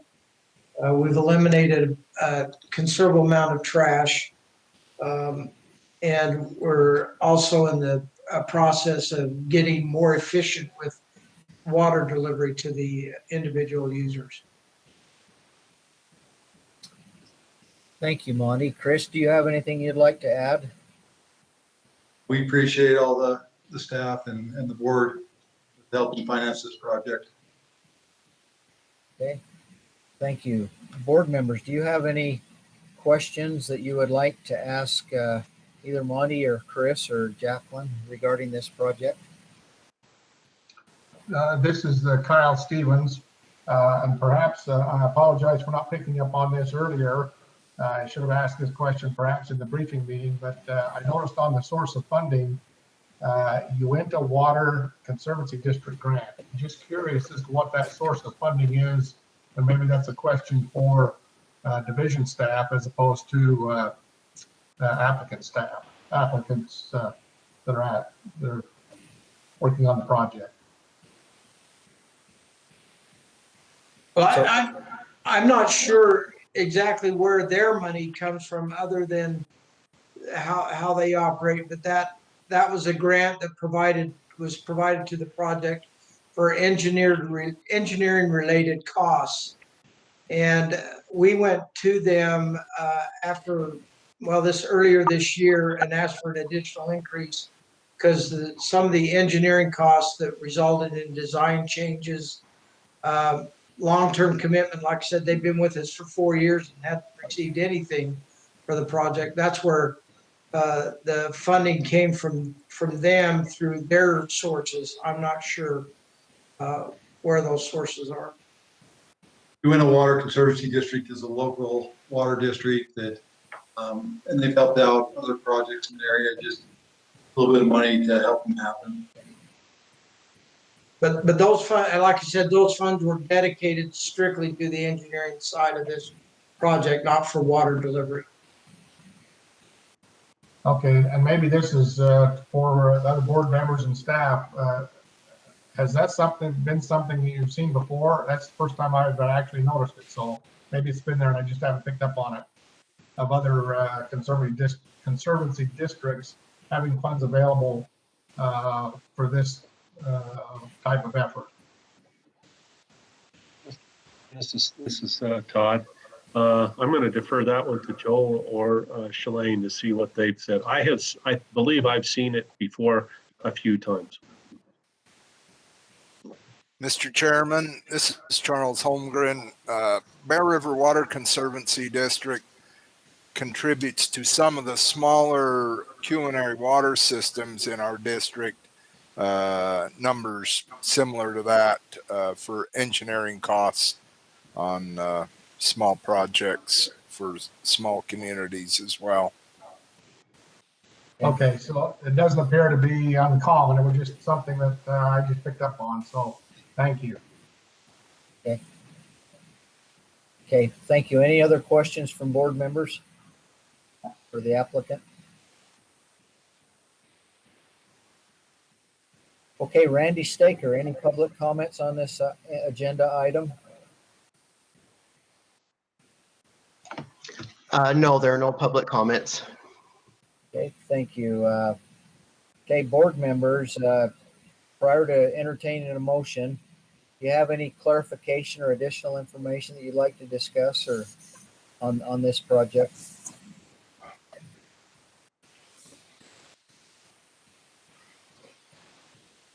Okay, we'll entertain a motion then on this project.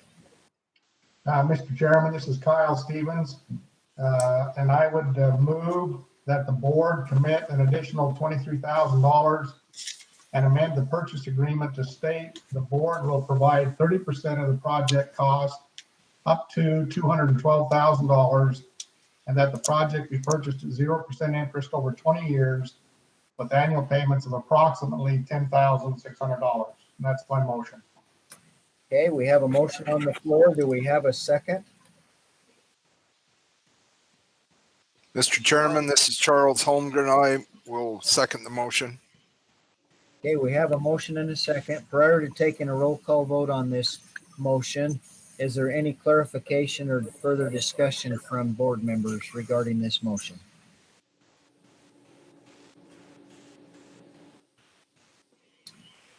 Okay, we will take a roll call vote on the motion then.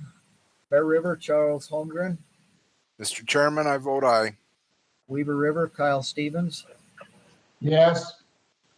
Salt Lake, Juliet Tenner. Aye. Provo River, Wayne Anderson. Aye. Upper Colorado River, Norman Johnson. Aye. Lower Colorado River, Jim Lemon. Aye. Okay, from the board members who are in attendance today, the voting has been unanimous in favor of approving this project. Motion carries. Congratulations, Monty and Chris, and good luck with your project. And I distinctly remember earlier presentations on this with the radial gate and the sanding issues you had and all that, and looks like a great project for you.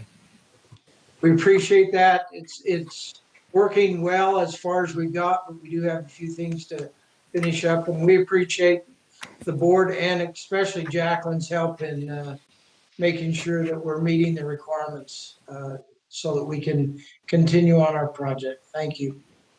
Thank you. Okay, next item on the agenda is project RE 421. It's from West Cache Irrigation Company. And first off, if we can have those that are representing West Cache Irrigation Company, please identify yourself. Sid Monk, president of the West Cache Irrigation Company. Welcome, Sid. Thank you. And Stephen Wood with Sunrise Engineering, their consulting engineer. We're together in the same office under my name. Okay, welcome, Steve. Anyone else? that would be it for us. Okay, Steve and Sid, welcome. Okay, this Russell Hadley will be giving staff presentation on this project. So Russell. Mr. Chairman, members of the board, the purpose of this project is to replace 5.3 miles the West Cache irrigation ditch with pressurized pipe, construct 2 pump stations with one of them will be at Cutler Reservoir, and install 4 new flow meters and other appurtenances. The project was recently bid and bids came in significantly higher than expected.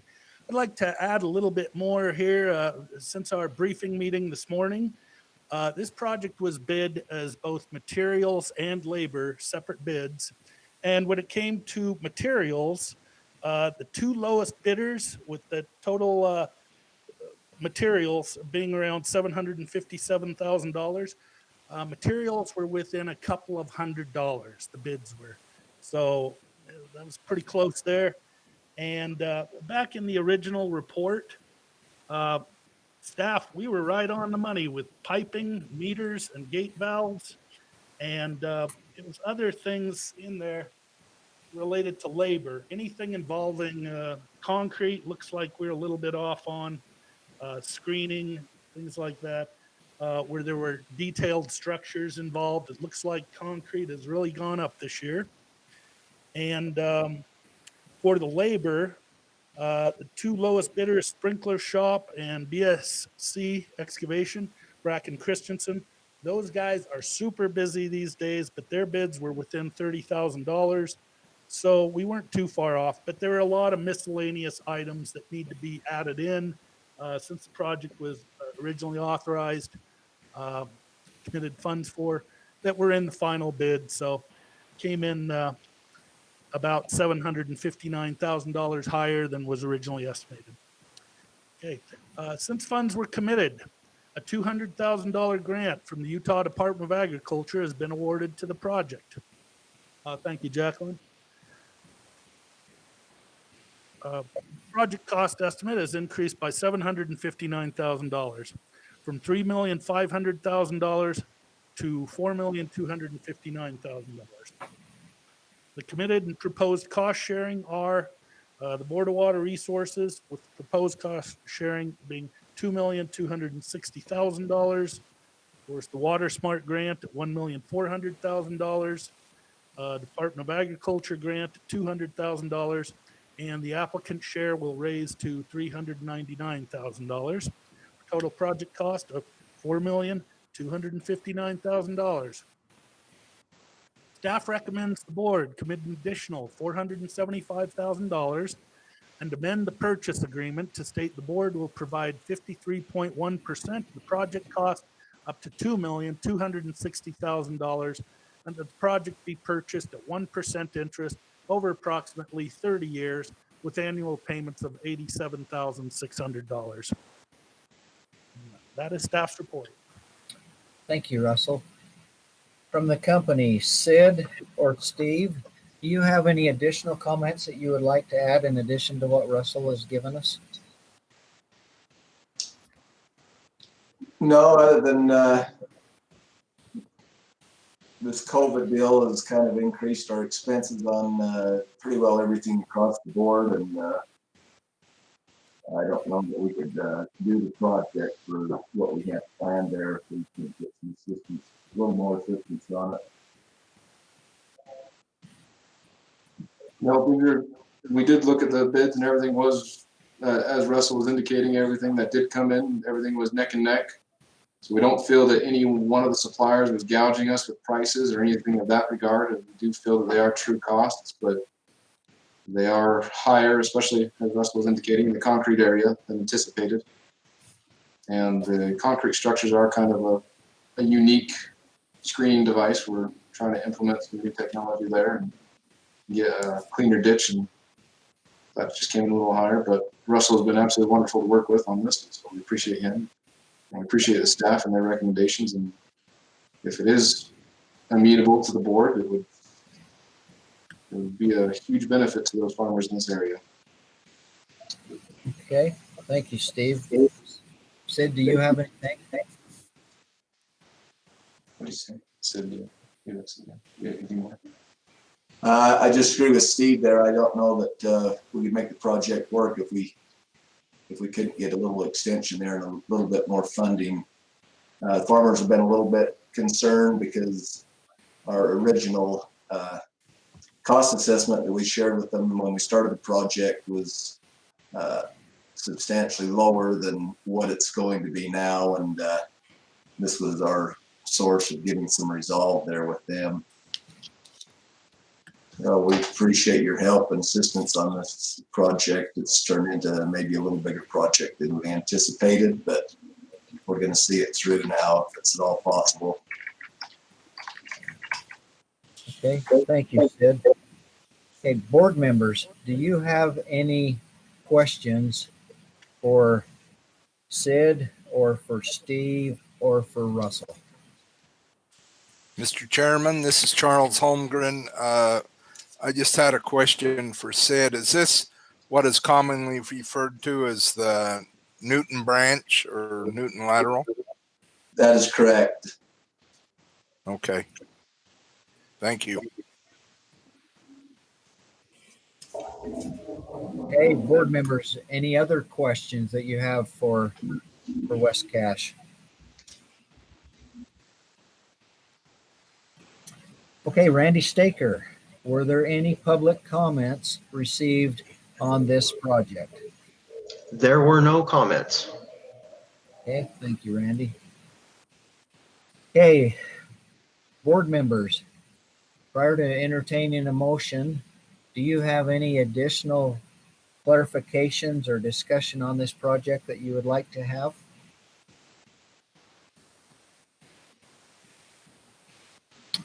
Okay, we'll entertain a motion then on this project.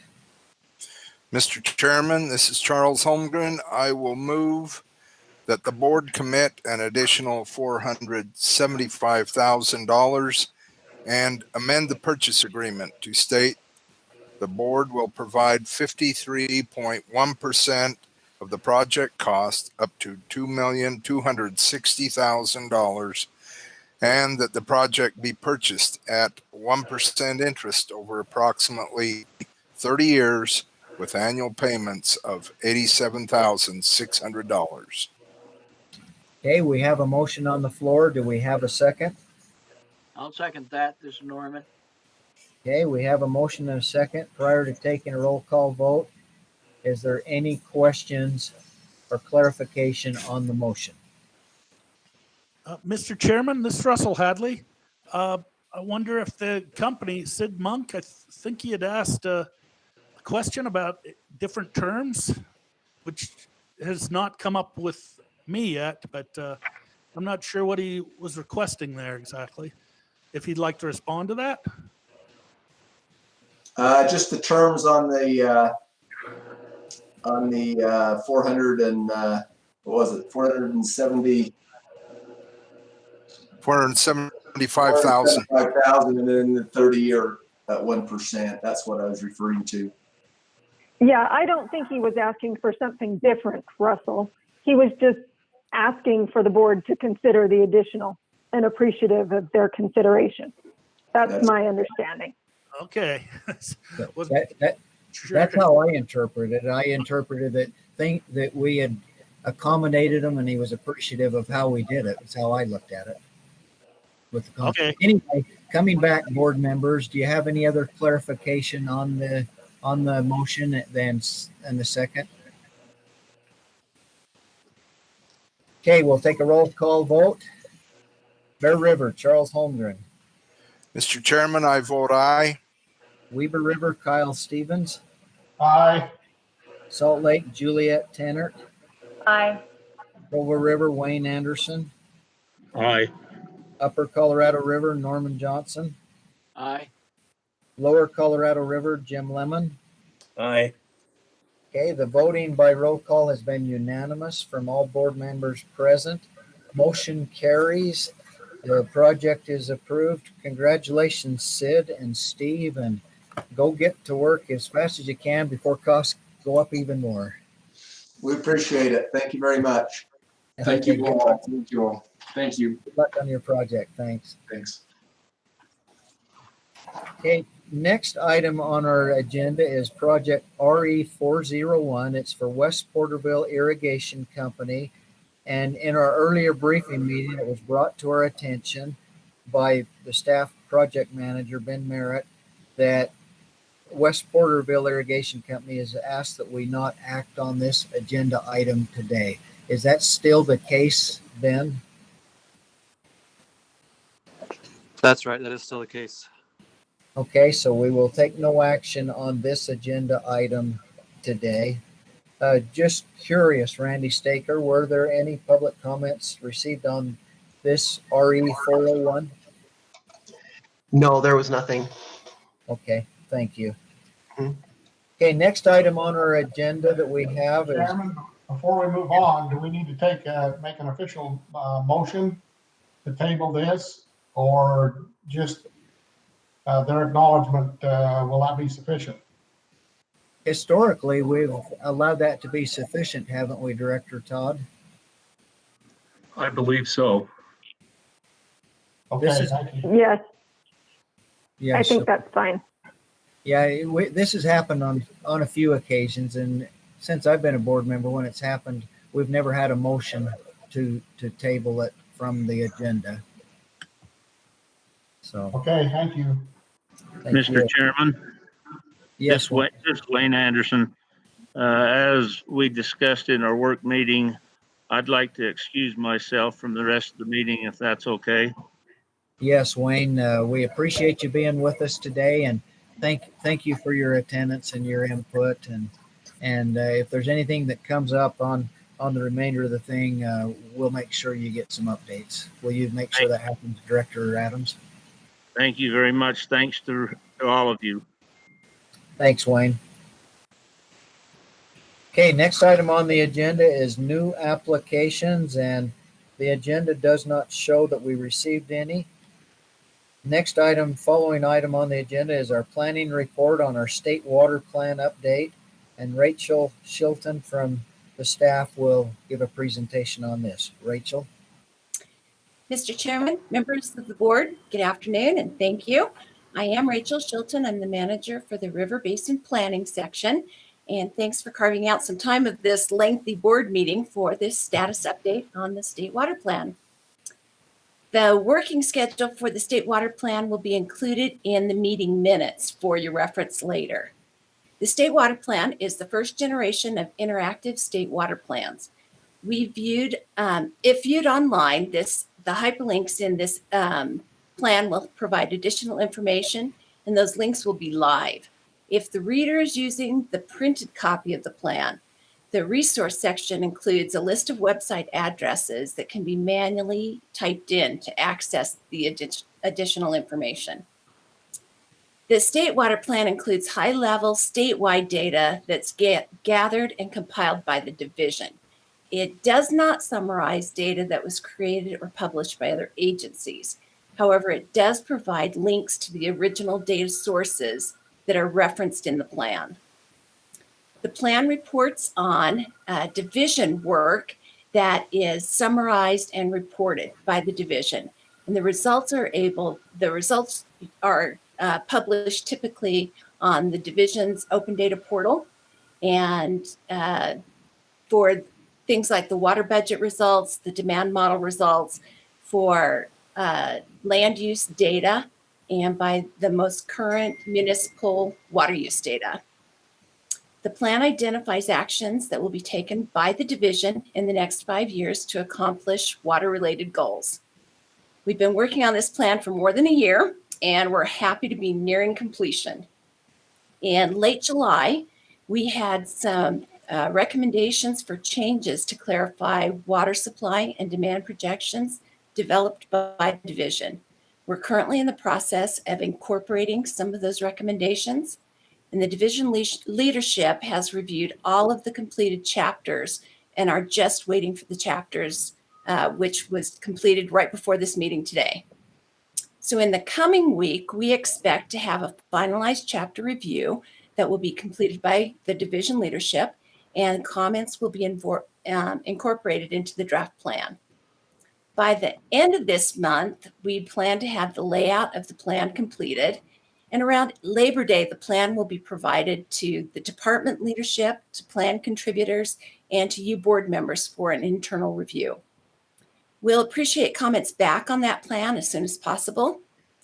We will accept those comments from the internal reviewers through the end of September, or through the end of the day on Friday, September 25th.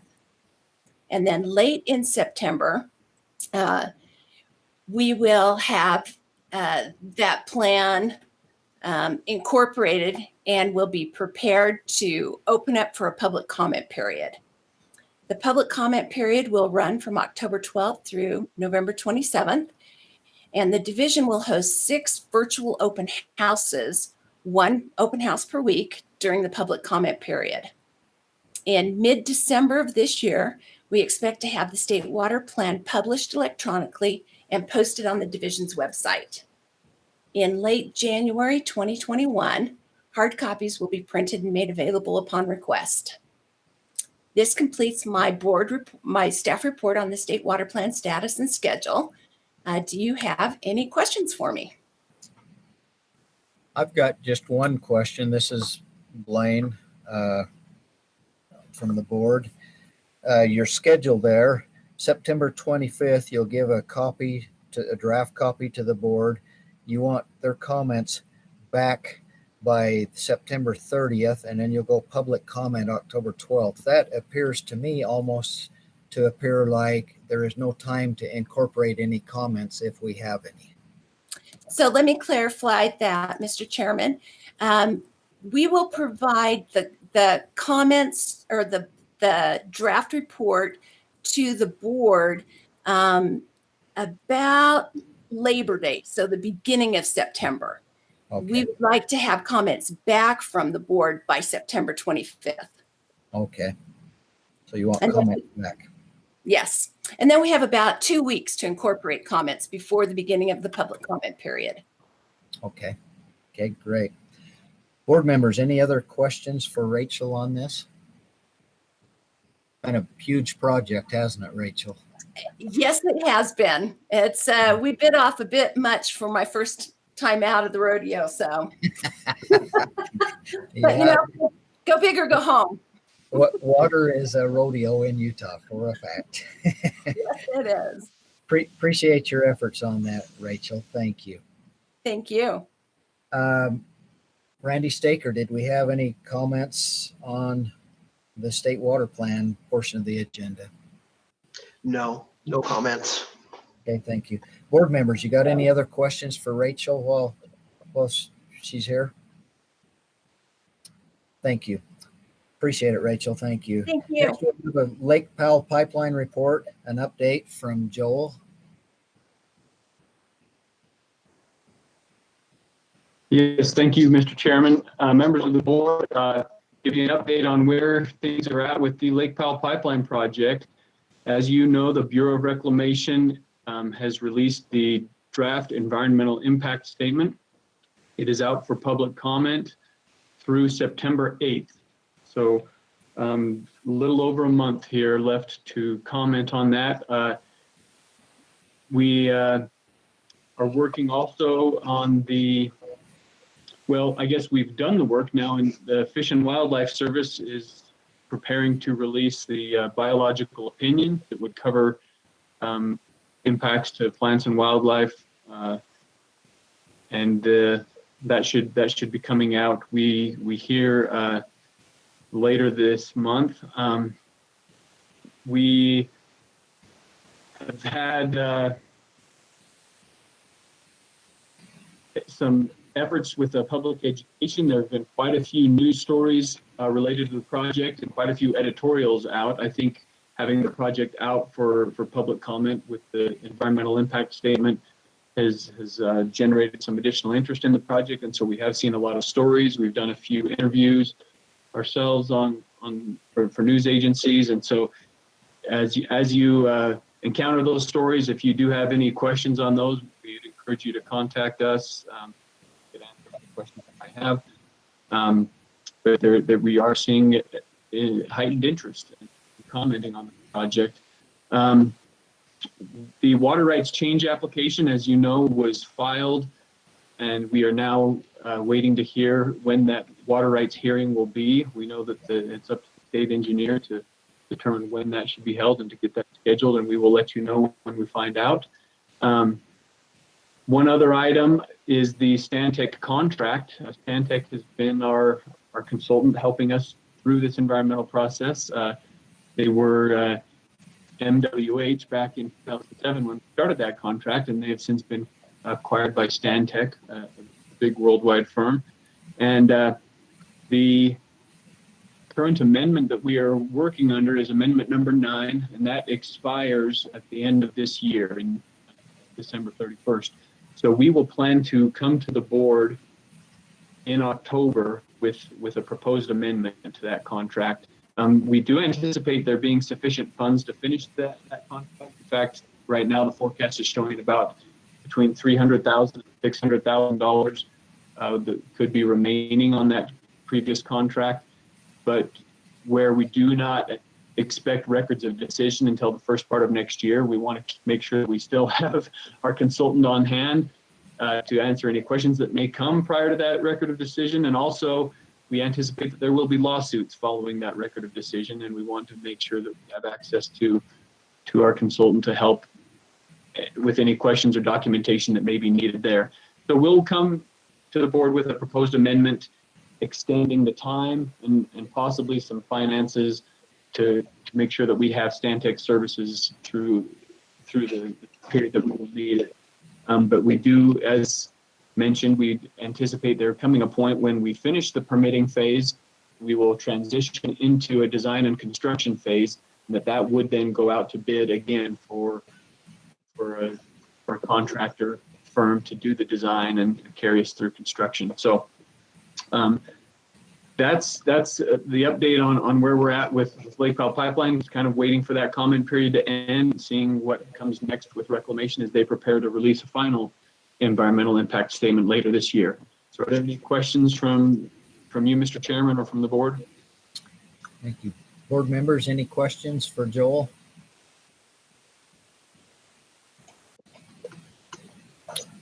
Okay, Joel, I will wait and see what September 8th brings, and I'm sure there's lots of comments that will need to be addressed. Yep. Thank you, Joel. Randy Staker, were any public comments received for this agenda item? No, there were not. Okay, thank you. Okay, let's move on to the next item on our agenda then. Bear River Development Report. Is Marisa back, or who's going to be giving that update? No, Marisa is not back. I'll try to give that report. It'll be fairly brief. I don't remember for sure whether we had purchased a parcel property at our last meeting, but we have now purchased one property, and we are working with several others in looking at potential right-of-way up north in the Willard area. That's what we're doing. That's the quick update I've got. Maybe if Shalane or Todd Stonley or Candace wants to add anything to that, that's the quick report that I would give you. Okay. Yes, that's sufficient for today. Marisa said she will prepare something more for the next meeting. Okay. Good. Board members, do you have any questions on that? Will more to come, it sounds like, at the next meeting? Yes. Okay, Randy, any public comments on this item agenda? No comments. Okay. Okay, next item on our agenda then would be our director's report. Director Adams. Thank you, Mr. Chair and members of the board. It's been a long meeting so far, and I'm not going to try to extend it much longer.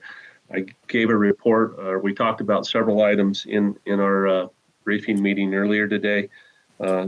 Climate is hot and dry. There's lots of fires going around. Reservoir storage is not as good as it once was. In the lower Sevier, they're getting pretty darn low. Charles, up in your area, it looks like Bear Lake's holding out fairly well. So we have quite the gamut of reservoir storage and what have you. Soil moisture's down.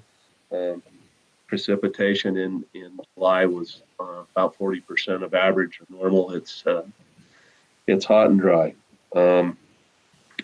As you can see, or have heard or listened on today's board and board briefing meeting, we have staff that are working on lots and lots of things. Water banking, water loss control, canal issues, Lake Powell pipeline, interstate stream, state water plan. Throw in a little budget and building blocks and some COVID on top of that. And man, we've got awesome staff that are doing amazing things. So if there's any questions of me, please, or of staff, please let us know.